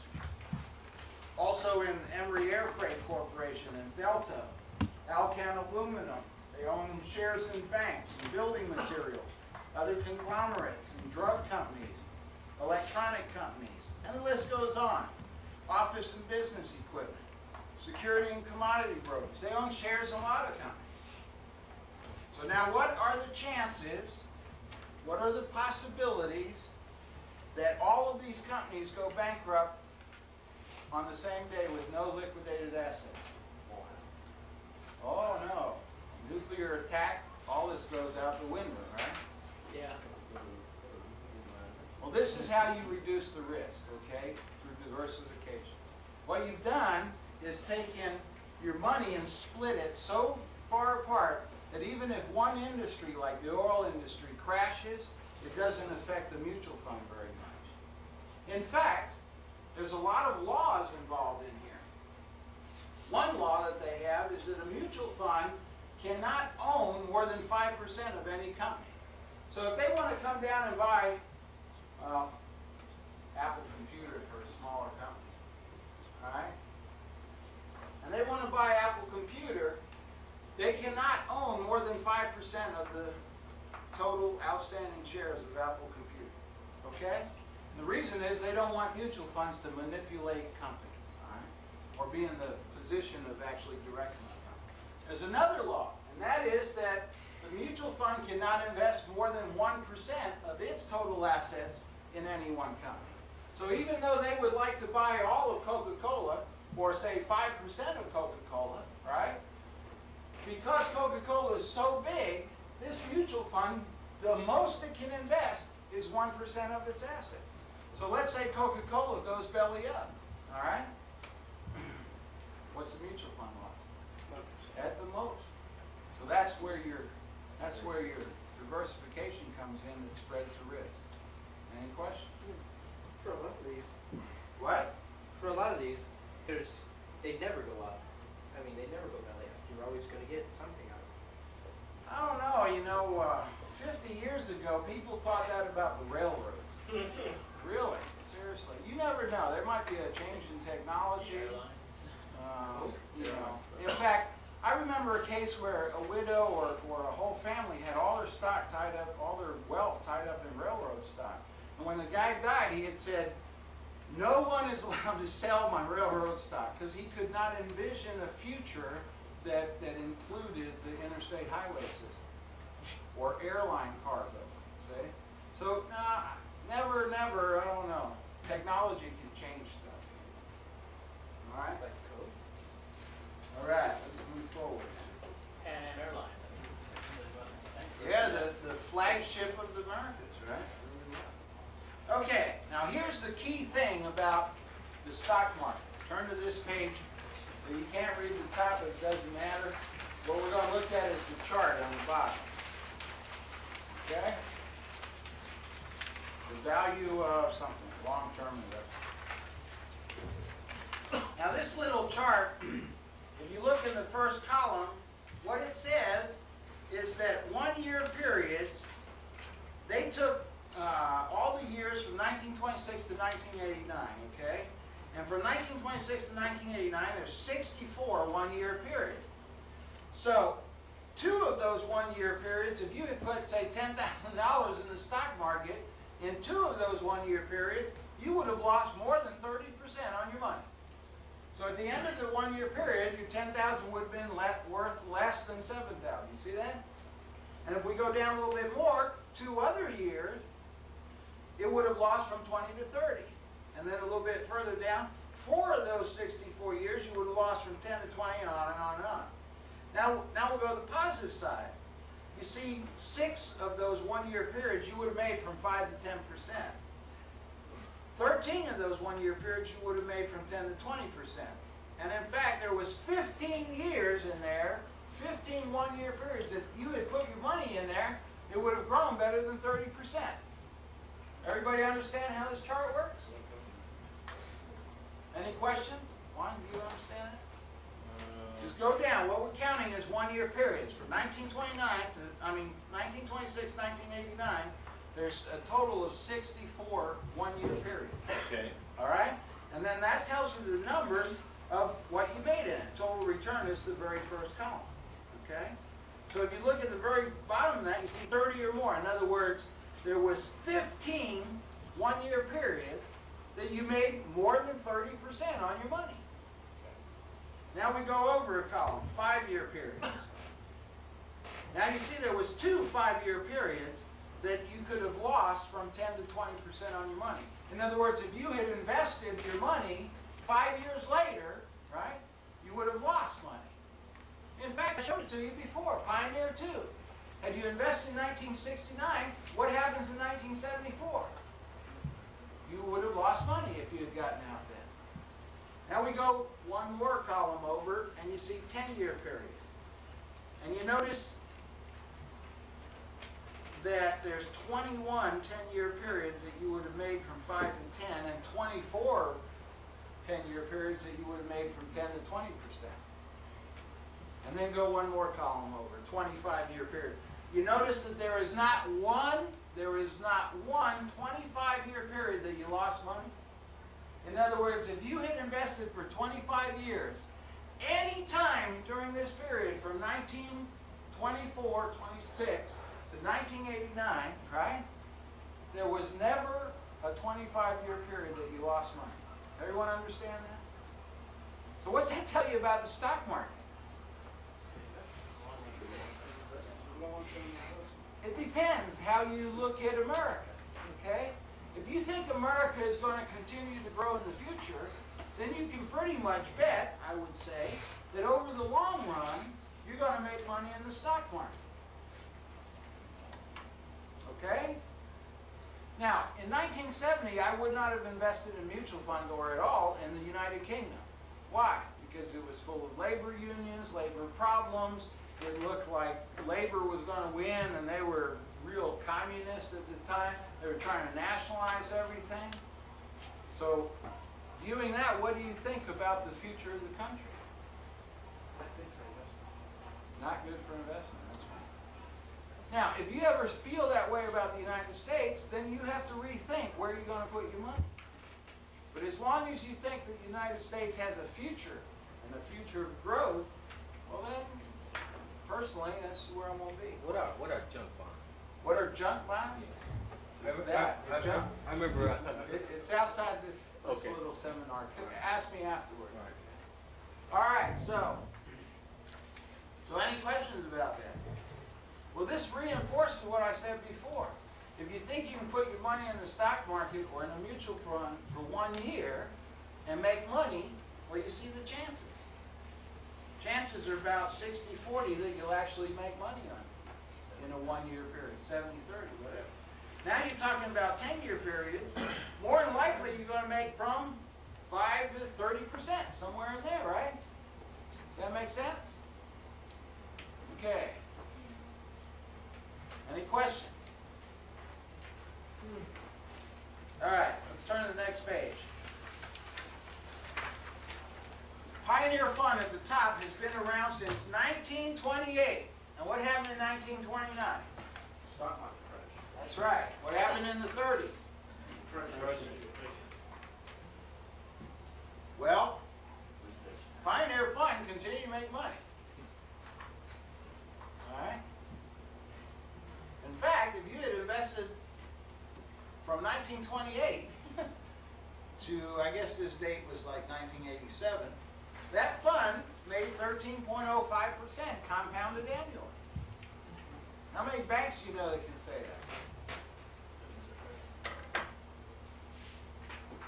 Now, one of the nice things about mutual fund is that it is the most highly regulated industry probably in the United States. I told you I have a license to sell mutual fund. To take that license, they gave me a couple books to study, and after a couple weeks, in fact several months, I studied it. You show up at one of these terminal places. There's about 12 or 15 throughout the United States. I went to Houston. So, you know, they've got your social security number, they've got your fingerprints. I mean, it's probably as complete as getting a secret clearance, okay? You know, you have to prove that you don't have a criminal record, all this kind of stuff. So you sit down and you sign in, and this computer terminal is hooked up to the master computer back in Washington. There is no written test. So the computer signs you on, confirms your name, confirms your social security number, and then it says, selecting questions now, and you can watch it roll over. Because they have a bank of 5,000 questions that each person randomly gets selected, the 150 questions for you. So it's real difficult to cheat on this. So then you do it. One of the nice things about doing the test online is that at the end of the test, it tells you right there whether you pass or fail. And I think I told you, most people take this test 6, 8, 10 times before they pass it. It is really tough. All right? Well, because of all this, and because of this separation, see, the management company handles no money, and the bank makes no decision. But one of the nice things about this, that in the mutual fund industry, there has never been a scandal where someone runs off with the money. Can you say that about credit unions and savings and loans or banks? No, you can't say that. The other nice thing about mutual funds is there's over 3,000 now, that every mutual fund that has ever opened its doors is still in business. How about that? Now, some of them have done pretty poor, some have done pretty good, but they're all still in business. Has any of them ever been merged? No. No, typically they don't do that. Typically it just kind of tapers out, you know, and then no one else invests in it. But I've never seen one actually close. Never heard of one close. Okay, any questions? So now here's the question for you. What kind of mutual fund am I going to buy? Well, I'll tell you what, I got mutual fund A, and mutual fund B, and and mutual fund C. Mutual fund A has a 50% sales charge on the first year money. Mutual fund B has an 8.5% sales charge. And mutual fund C has 0% sales charge. Oh, by the way, these charge 9% every year after. Every other year. Okay. So, Chief, which one are you gonna buy? A, B, or C? I'll go with A. A. He likes that big sales commission. One, which one are you gonna buy?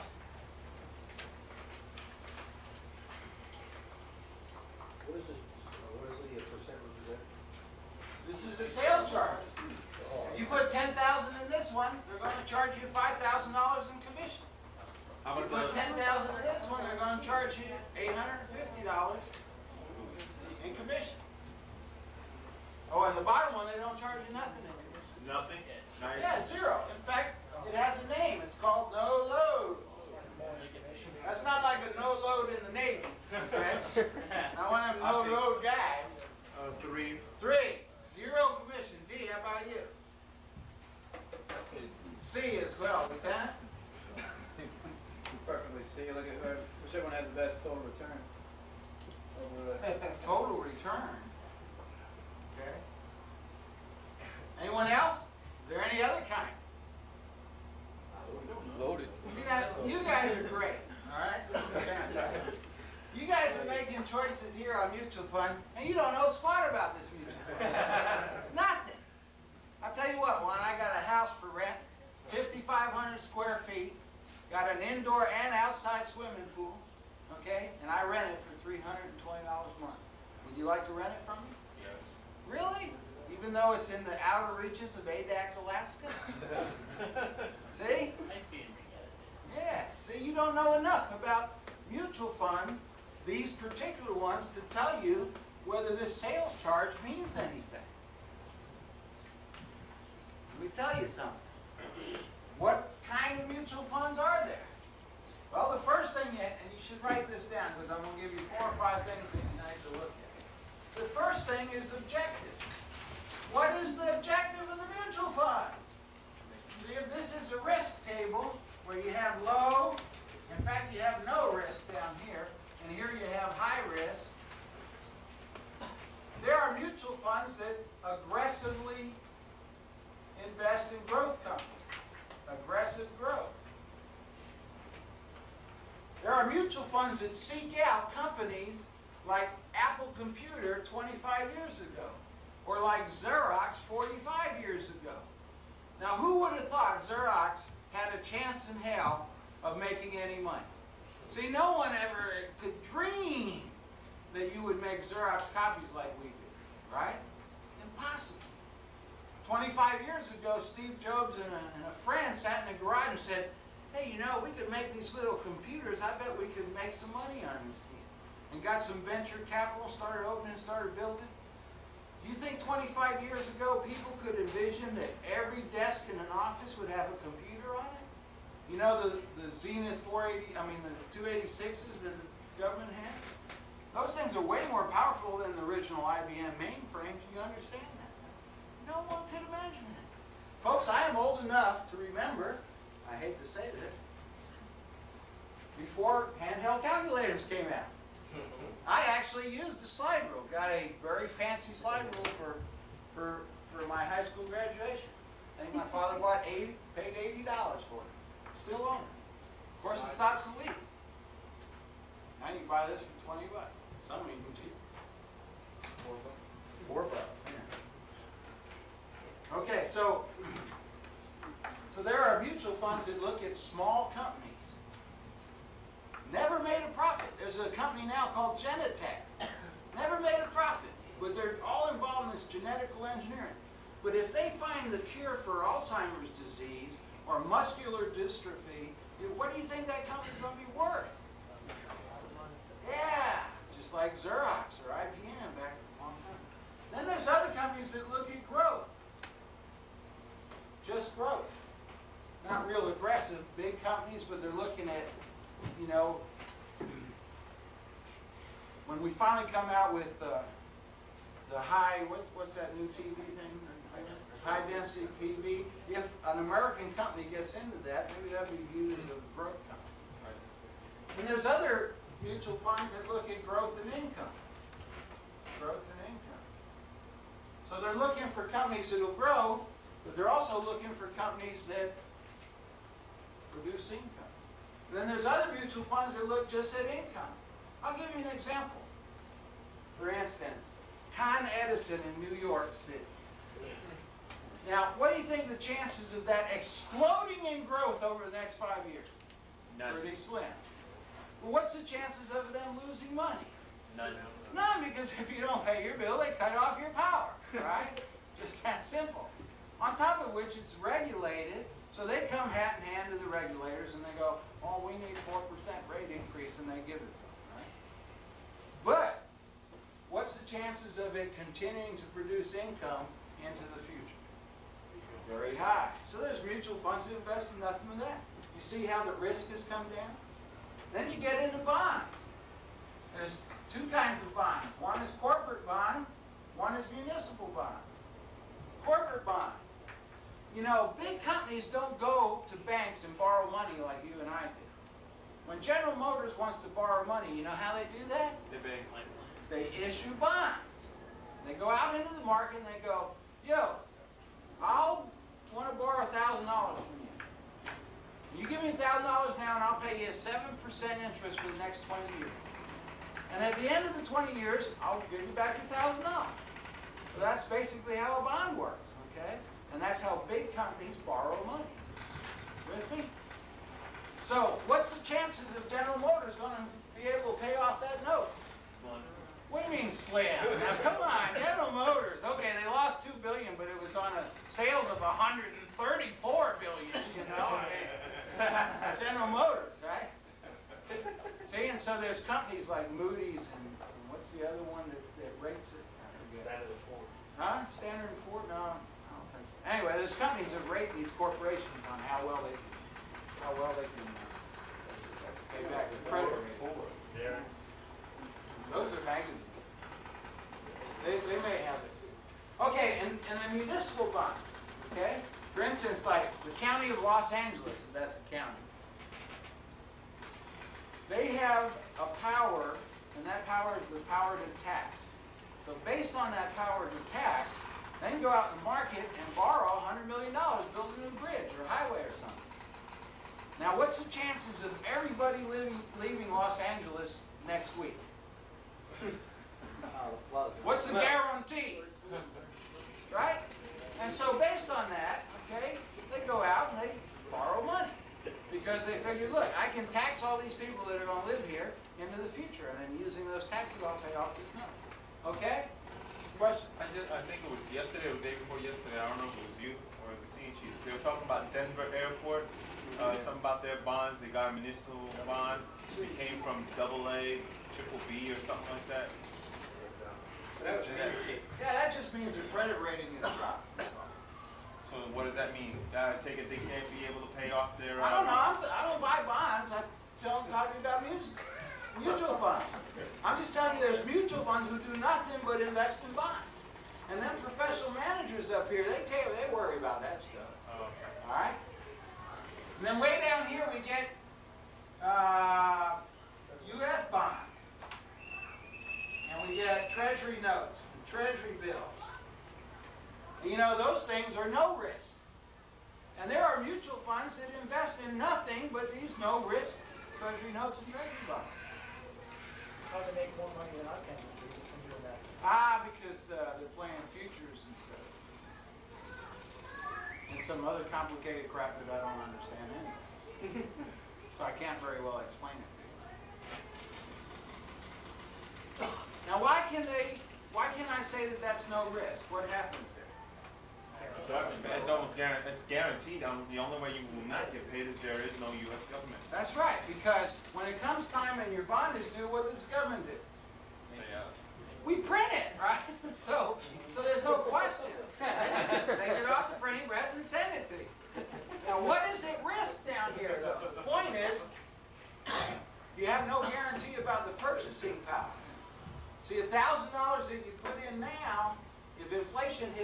or 20%, what's that $1,000 that you're gonna get back 20 years from now worth? You buy some bread with it, gallon of milk. So what do you trade here? When you trade risk and no risk, what are you trading? Income, growth. Well, what kind of percentage are being paid here?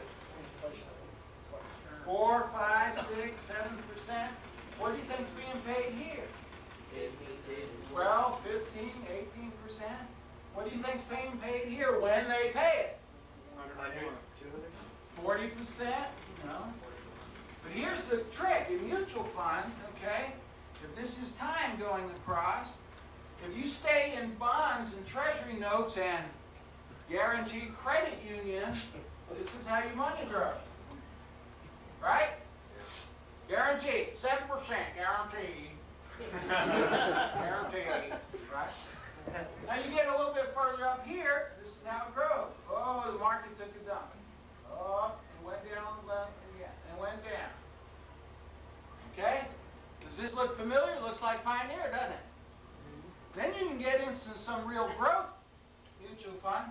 They go like this. Now, you see the end result? It's higher, isn't it? Right? But can you guys ride this roller coaster? Yeah. Most of us can't. You start out with $10,000 here, and you watch it climb to 40, and you go, all right. And then, boom, it's worth 6, and you go, and then it goes up to 112, and you go, man. And then you watch it drop down to 9 again, and you're going, I'm bailing out. And of course you bail out when? When it's low. Oh, real bright. Yeah. Okay, so that leads me to this graph, Pioneer 2. Now look at the top of the graph. It says objective. What is the objective of Pioneer 2? Reasonable income and growth of principal. Okay. Now right below it, it says $10,000 investment. Excuse me. How much is the initial asset value? 9150. So which mutual fund is that? 8.5%. So every 10,000 you put in here, they take out what? 850, 8.5%. So if you started in 1969 with $10,000, what would you have ended up with in 1984? That's it, 56,700. Okay? Now turn the page. This is the Nicholas Fund. What's the objective on the top of the fund? Capital appreciation, income, secondary. So is this lower risk or higher risk than the growth and income Pioneer? Higher risk. What's the initial investment and the initial asset value? 10,000. So, what's the commission on this? Zero. It's a no load, right? This is great, isn't it? This is one you bought, wasn't it one? Yeah. All right. So 1969, you bought it at the same time I bought in Pioneer. And what did you end up with at the end? 48, 36. Oh, wait a minute. Pioneer had 56, which is better. 56 or 48? 56. And Pioneer was less risky, wasn't it? Remember we said Pioneer was a growth and income fund. Okay. And Nicholas is what? Investments. A growth fund. So, look at these lines. Did you see how they go up and down on the Nicholas fund? That's called volatility. And that just means it reacted more than other things did. So not only did you have a fund with higher risk, okay, you also have one more volatile. But that no load sucked you in, right? So here are some things to look at. The objective and also the history. Personally, I would not invest in a mutual fund that hasn't been around for more than 7 years. Okay? Anything less than 7 years, hell, you don't know anything about it. You don't know how it's going to react when the market goes down. And I guarantee it's going to go down. What else should you look at? Well, there's something called an expense ratio. All right? Now, how do you think those management guys are being paid if there's no sales commission on a no-load fund? Profit. It's an expense ratio. What they do is they take the total assets of the fund and they clip 1% out of it. Pioneers is 0.65. They get 0.65 of a percent. Some mutual funds go as high as 2%. So every year, for these management people, okay, they take whatever the total assets of the fund is and take 2% and put it in their pocket. Now, it's not really their pocket, but it is. I mean, that pays their salaries and all that. So this figure is after they've already got the percentage out? That's what I mean? The figure that is on the chart? Yeah. Yeah, that takes it into account. Also takes into account the sales commission when there is. So that's what I'm saying is, just the fact that something's a no load or not doesn't mean anything. Let's turn to the next page where it says Smith Barney. What's the objective? Growth of shareholders' capital, current income not important. Again, if you had invested in 1969, this would have grown to 22,000. A no-load fund. The point I'm making, guys, is that there are good mutual funds and there are bad mutual funds. Okay? Any questions so far? Yes, I have one. Okay, Are you Joe? saying then that no-load funds can also be very good investment when you compare the To load fund. load fund? Well, it's a mixed bag. You have good load funds, you got bad load funds. You got good no-load funds, you got bad no-load funds. The real problem with no-load funds, just to be off on one side, is that in a load fund, okay, when the market drops, what happens to the load fund? Well, typically load funds get sold by salesmen. And so people like me that are putting in so much a month, every month. So the market drops, so what? What do? Do I go, oh, I won't put any more? No. It keeps on going, right? Because I understand mutual funds. If someone sat down and explained it to me. So it goes and goes. What happens in the no-load funds? There was no salesman involved. It was done on a toll-free number, credit card deal, right? And so when people read the market, the newspaper, markets drop, what do? They get on the phone, they go, sell, send me my money, I'm scared. And so the people managing the fund in a decreasing market have to figure out which one of the stocks that they pick they're going to have to sell to pay off these people wanting to bail out. Well, Pioneer and Pioneer Fund and Pioneer 2 has never in its history had a negative cash flow. In other words, no matter what has happened in the stock market, there's more money coming in than the people cashing out. So that means in a declining market, guess what these managers get to do? They get to pick up bargains cheap. Meanwhile, the no-load guys are hustling, which are the worst of the stocks that I have chosen so I can sell to pay off these guys. Okay? You with me? Yeah. So you got to be careful. Someone calls you up or sends you a flyer, no load. That's like the house, okay? Big old house, $320. You jumped on it. You didn't know enough where it was, man. What? So no loan doesn't mean no loans. No, there's some good no loads, absolutely. And there's some good loaded funds. It depends on what you want. It also depends on your own situation. If you're sitting with $100,000 and you're fooling around with $5,000 or $10,000, yeah, stay with the no load so you don't get eaten up with all the changes you're going to make. Make sense? Especially if you're going to take that $5,000 or $10,000 and fool around with it, right? Gambling money, so to speak. But for your retirement or your children's education, no, it's not what you want. Okay? Any questions? Yes. Yeah. These that you've given us, are these all success stories? Does it get any worse than this? Or is this like, this one only made was only valued at 22,000 after 19 years? Is that about the worst that mutual funds get? No, I found worse than that. Because, for example, if I invest my money at a constant 6% rate, my money doubles in 12 years. Yeah. And to me, that looks like a much better deal than this one. Oh, yeah. There's worse And ones than that. You know, I'm guaranteed that.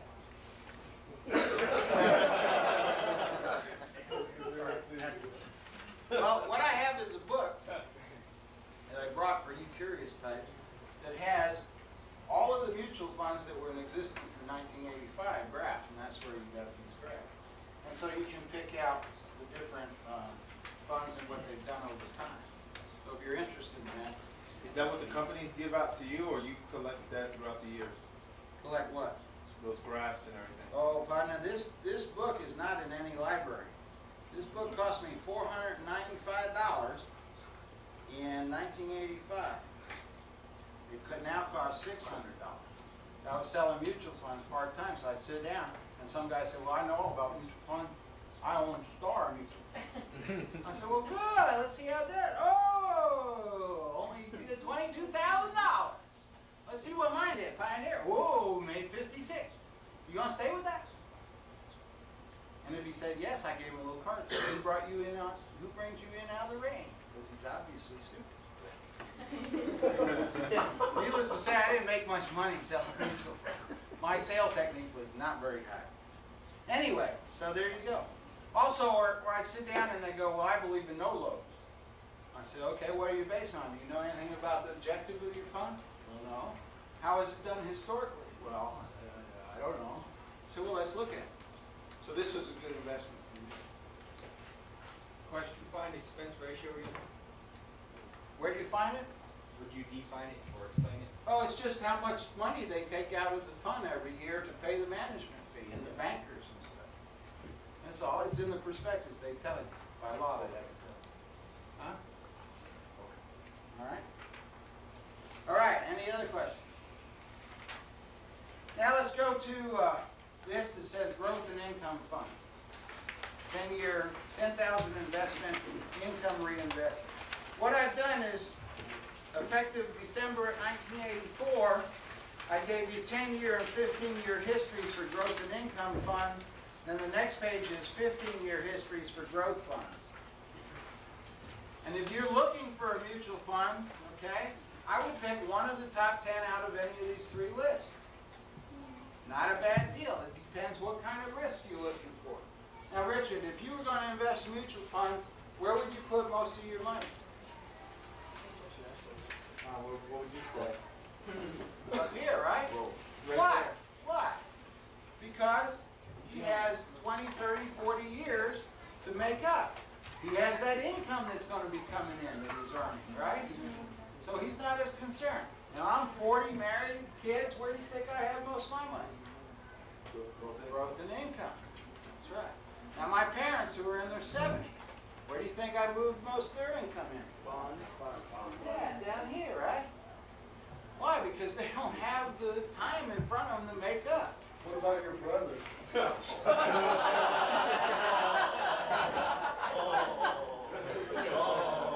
Well, the one brother who sold me insurance, okay, whole life insurance, that I kept for 7 years, that one I guess is invested in whole life insurance, and it doesn't really bother me.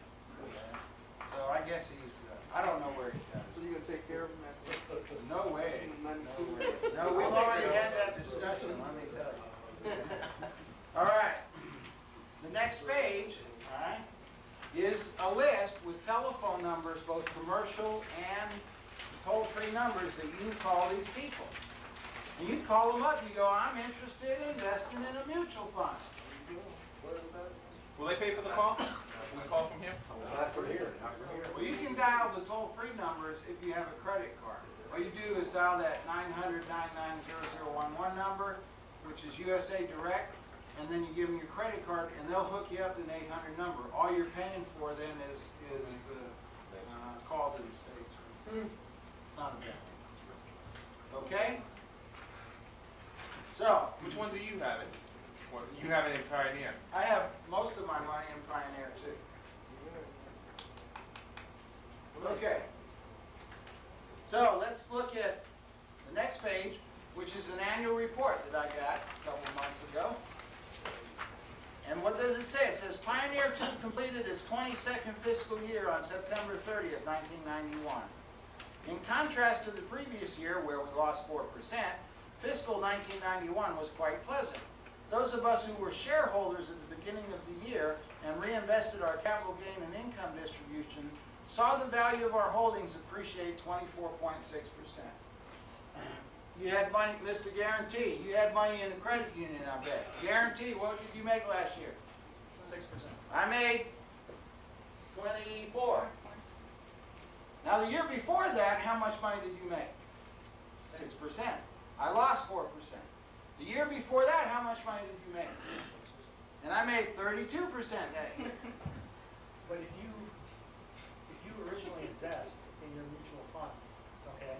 Yeah. Now I've got my 6% increasing at a flat straight rate. Yeah. But if in your early years of investment, you Yeah. take some losses, Yeah. isn't that going to significantly reduce your starting point, principal? You know what I'm saying? It's like I you're not put gonna so have- much every month, and it goes, you know, and I don't see it, and it's there, and it builds up.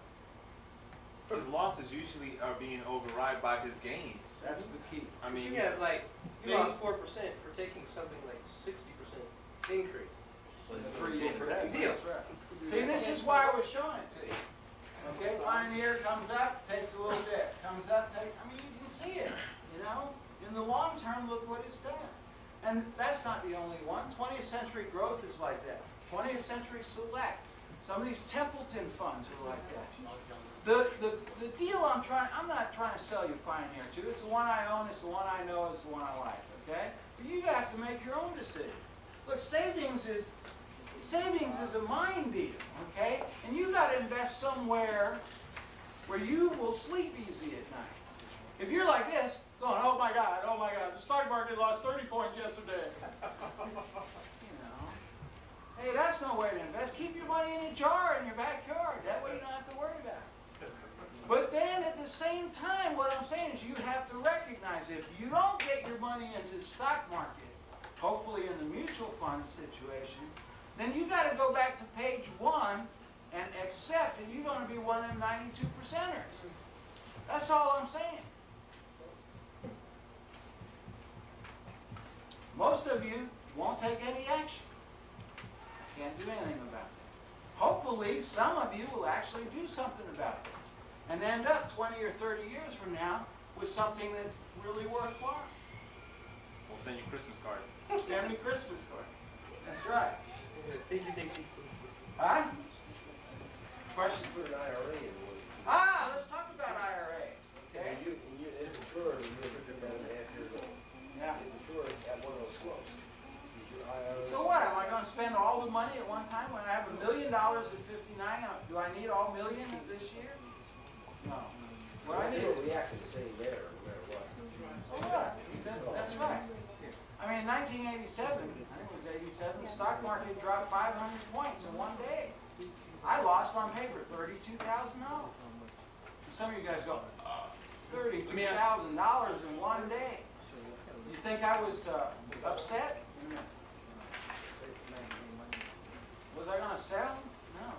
In fact, what I went was collected out my emergency fund and some other money I had hanging around. And I'll be honest with you, I borrowed from my children's account, okay? And they each have some money in there. And I scraped up $6,000 more and bought. Why? What do I know about the stock market?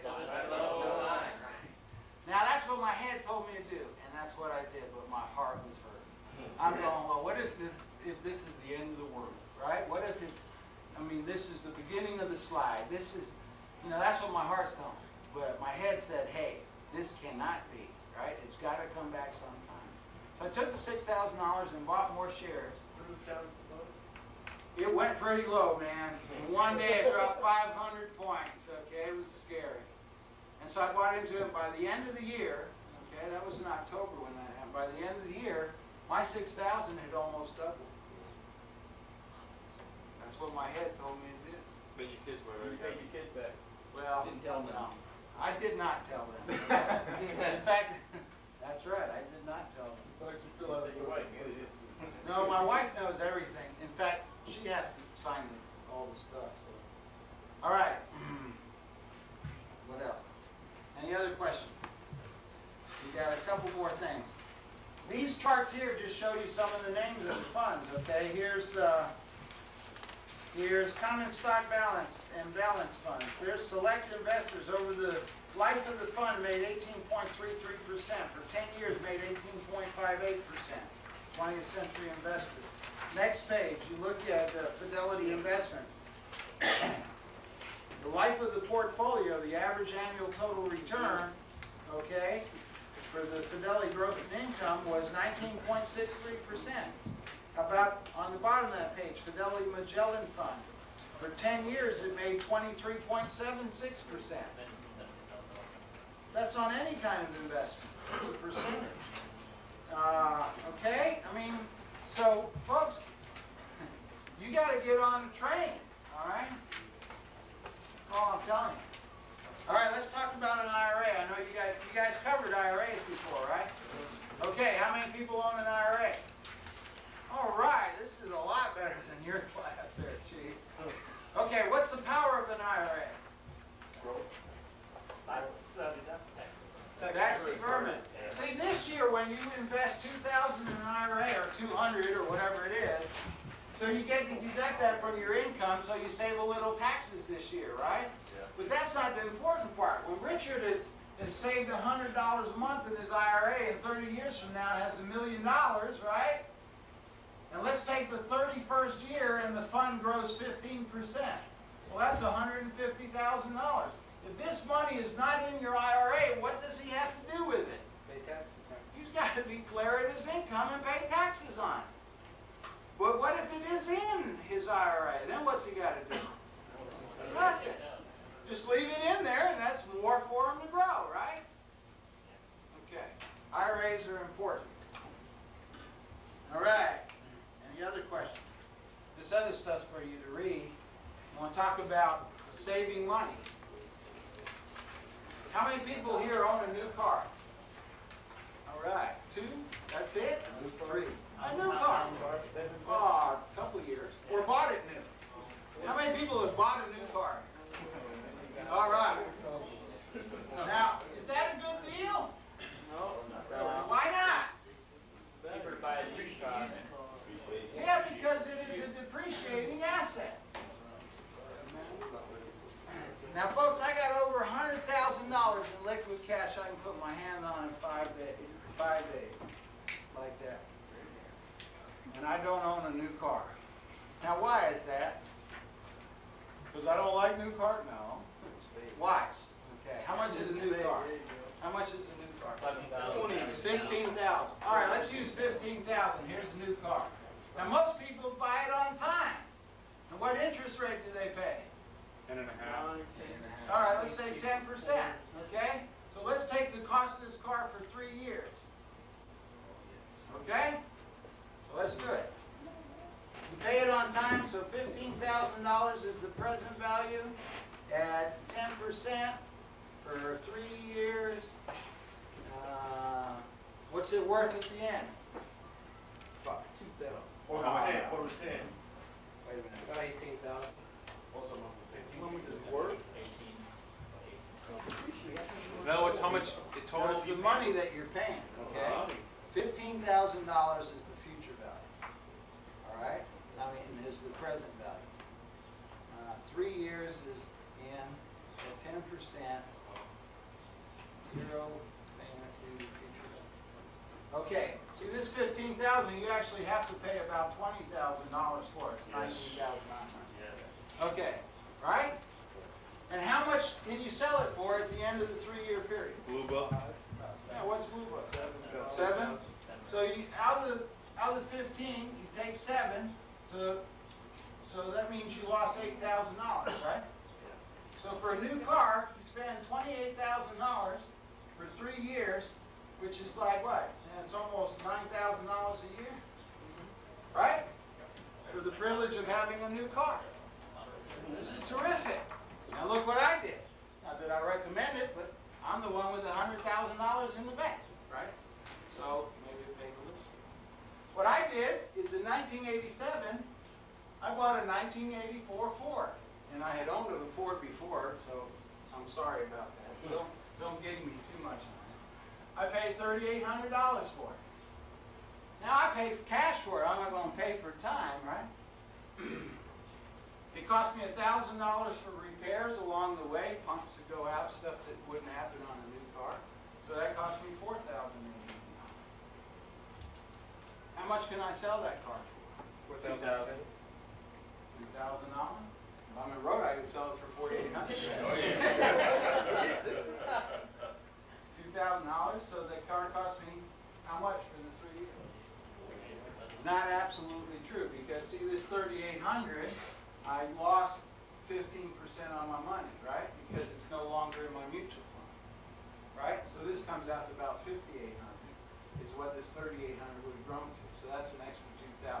So I had $2,000. Where you get it from, though? You with me? Yeah, but if you got it from the mutual fund, but you're gonna have to get it from the mutual fund. Yeah, but it's still lost, right? Because I took it out of mutual fund, so that $3,800 can't grow for me, right? And so this car cost me $4,800 for 3 years. Okay, is about $1,600 a year. All right, I don't know about you guys, all right? But I'm not willing to spend this kind of money for transportation. You didn't even figure in the money you were losing for the mutual fund, for that one on the left. Oh yeah, I did, because I figured you don't have a mutual fund to get it out of. You had to borrow it, right? 10%. Okay? Okay? Savings, kind of an attitude thing. A lot of people can't handle it. I had a class like this, one chick said, yeah, but that means you go through life, never have a new car. I couldn't stand that. Hey, different strokes, right? I mean, you can't please everybody. Question? And it's a decent car? I don't know that much about leasing, huh? It's just as bad. I'm told there's just some advantages to it. You know, business. Yeah. Because it's tax deductible, and it's not, doesn't do you any good. What? So it's the only advantage to it is if you go to business, it's tax deductible, the lease payments are, you don't have to get rid of the car later, you just give it back. Well, you don't have to come up with the initial capital investment. But see, savings is just kind of an attitude thing. And you guys need to look back on page 1, carry around with it, and go decide, what do you want to be? Having money gives you a certain amount of freedom. Not having to live paycheck to paycheck gives you a certain amount of freedom. I know all you guys are in the military, but someday you're not going to be in the military. Wouldn't it be nice to have a couple $100,000 when a boss comes down on you, you go, hey, I'm out of here. But most people can't do that. Why? This first thing says, man, I got the mortgage note to meet. I got too much month and not enough money. So this changes your attitude. And it's not hard to do. In fact, it's very easy to do once you get, how many of you guys run regularly? The first week's a bitch, isn't it? I mean, it is tough. But now you guys run a mile or 2 or 3 and it's no big deal. Well, savings can get you to do the same thing with savings, bud. Really can. But you got to change your mind. You got to change your attitude about it. You got to decide, I'm not going to end up like one of them 92%. I'm not going to depend on, wouldn't it be nice when your kids come of college age if they have the ability and they want to go to a school like Harvard or Yale or MIT or something, okay, you have the money to help them do that? Wouldn't that be nice? I think that would be nice for me. I know some people say, hell no, they're 18, out of the house. Well, that's okay. That works for some people. Or what happens if some family member of yours gets sick? Or gets in trouble with the law, and you go, man, what I need is one of them $20,000 lawyers. Wouldn't it be nice to be able to go, okay, I got one of them $20,000 bills. Huh? See what I'm saying? And the future is so uncertain out there, and if you live in paycheck to paycheck, you need to break that cycle. And unless you do, back to page 1, there you are. It's true. It really is. Okay, I think I've covered everything. Chief, can you think of anything I left out? Some of you brought some insurance policies, perhaps. It's 4:30. This is it. I've got my book on mutual funds. If you question about mutual funds, or if you want to talk about insurance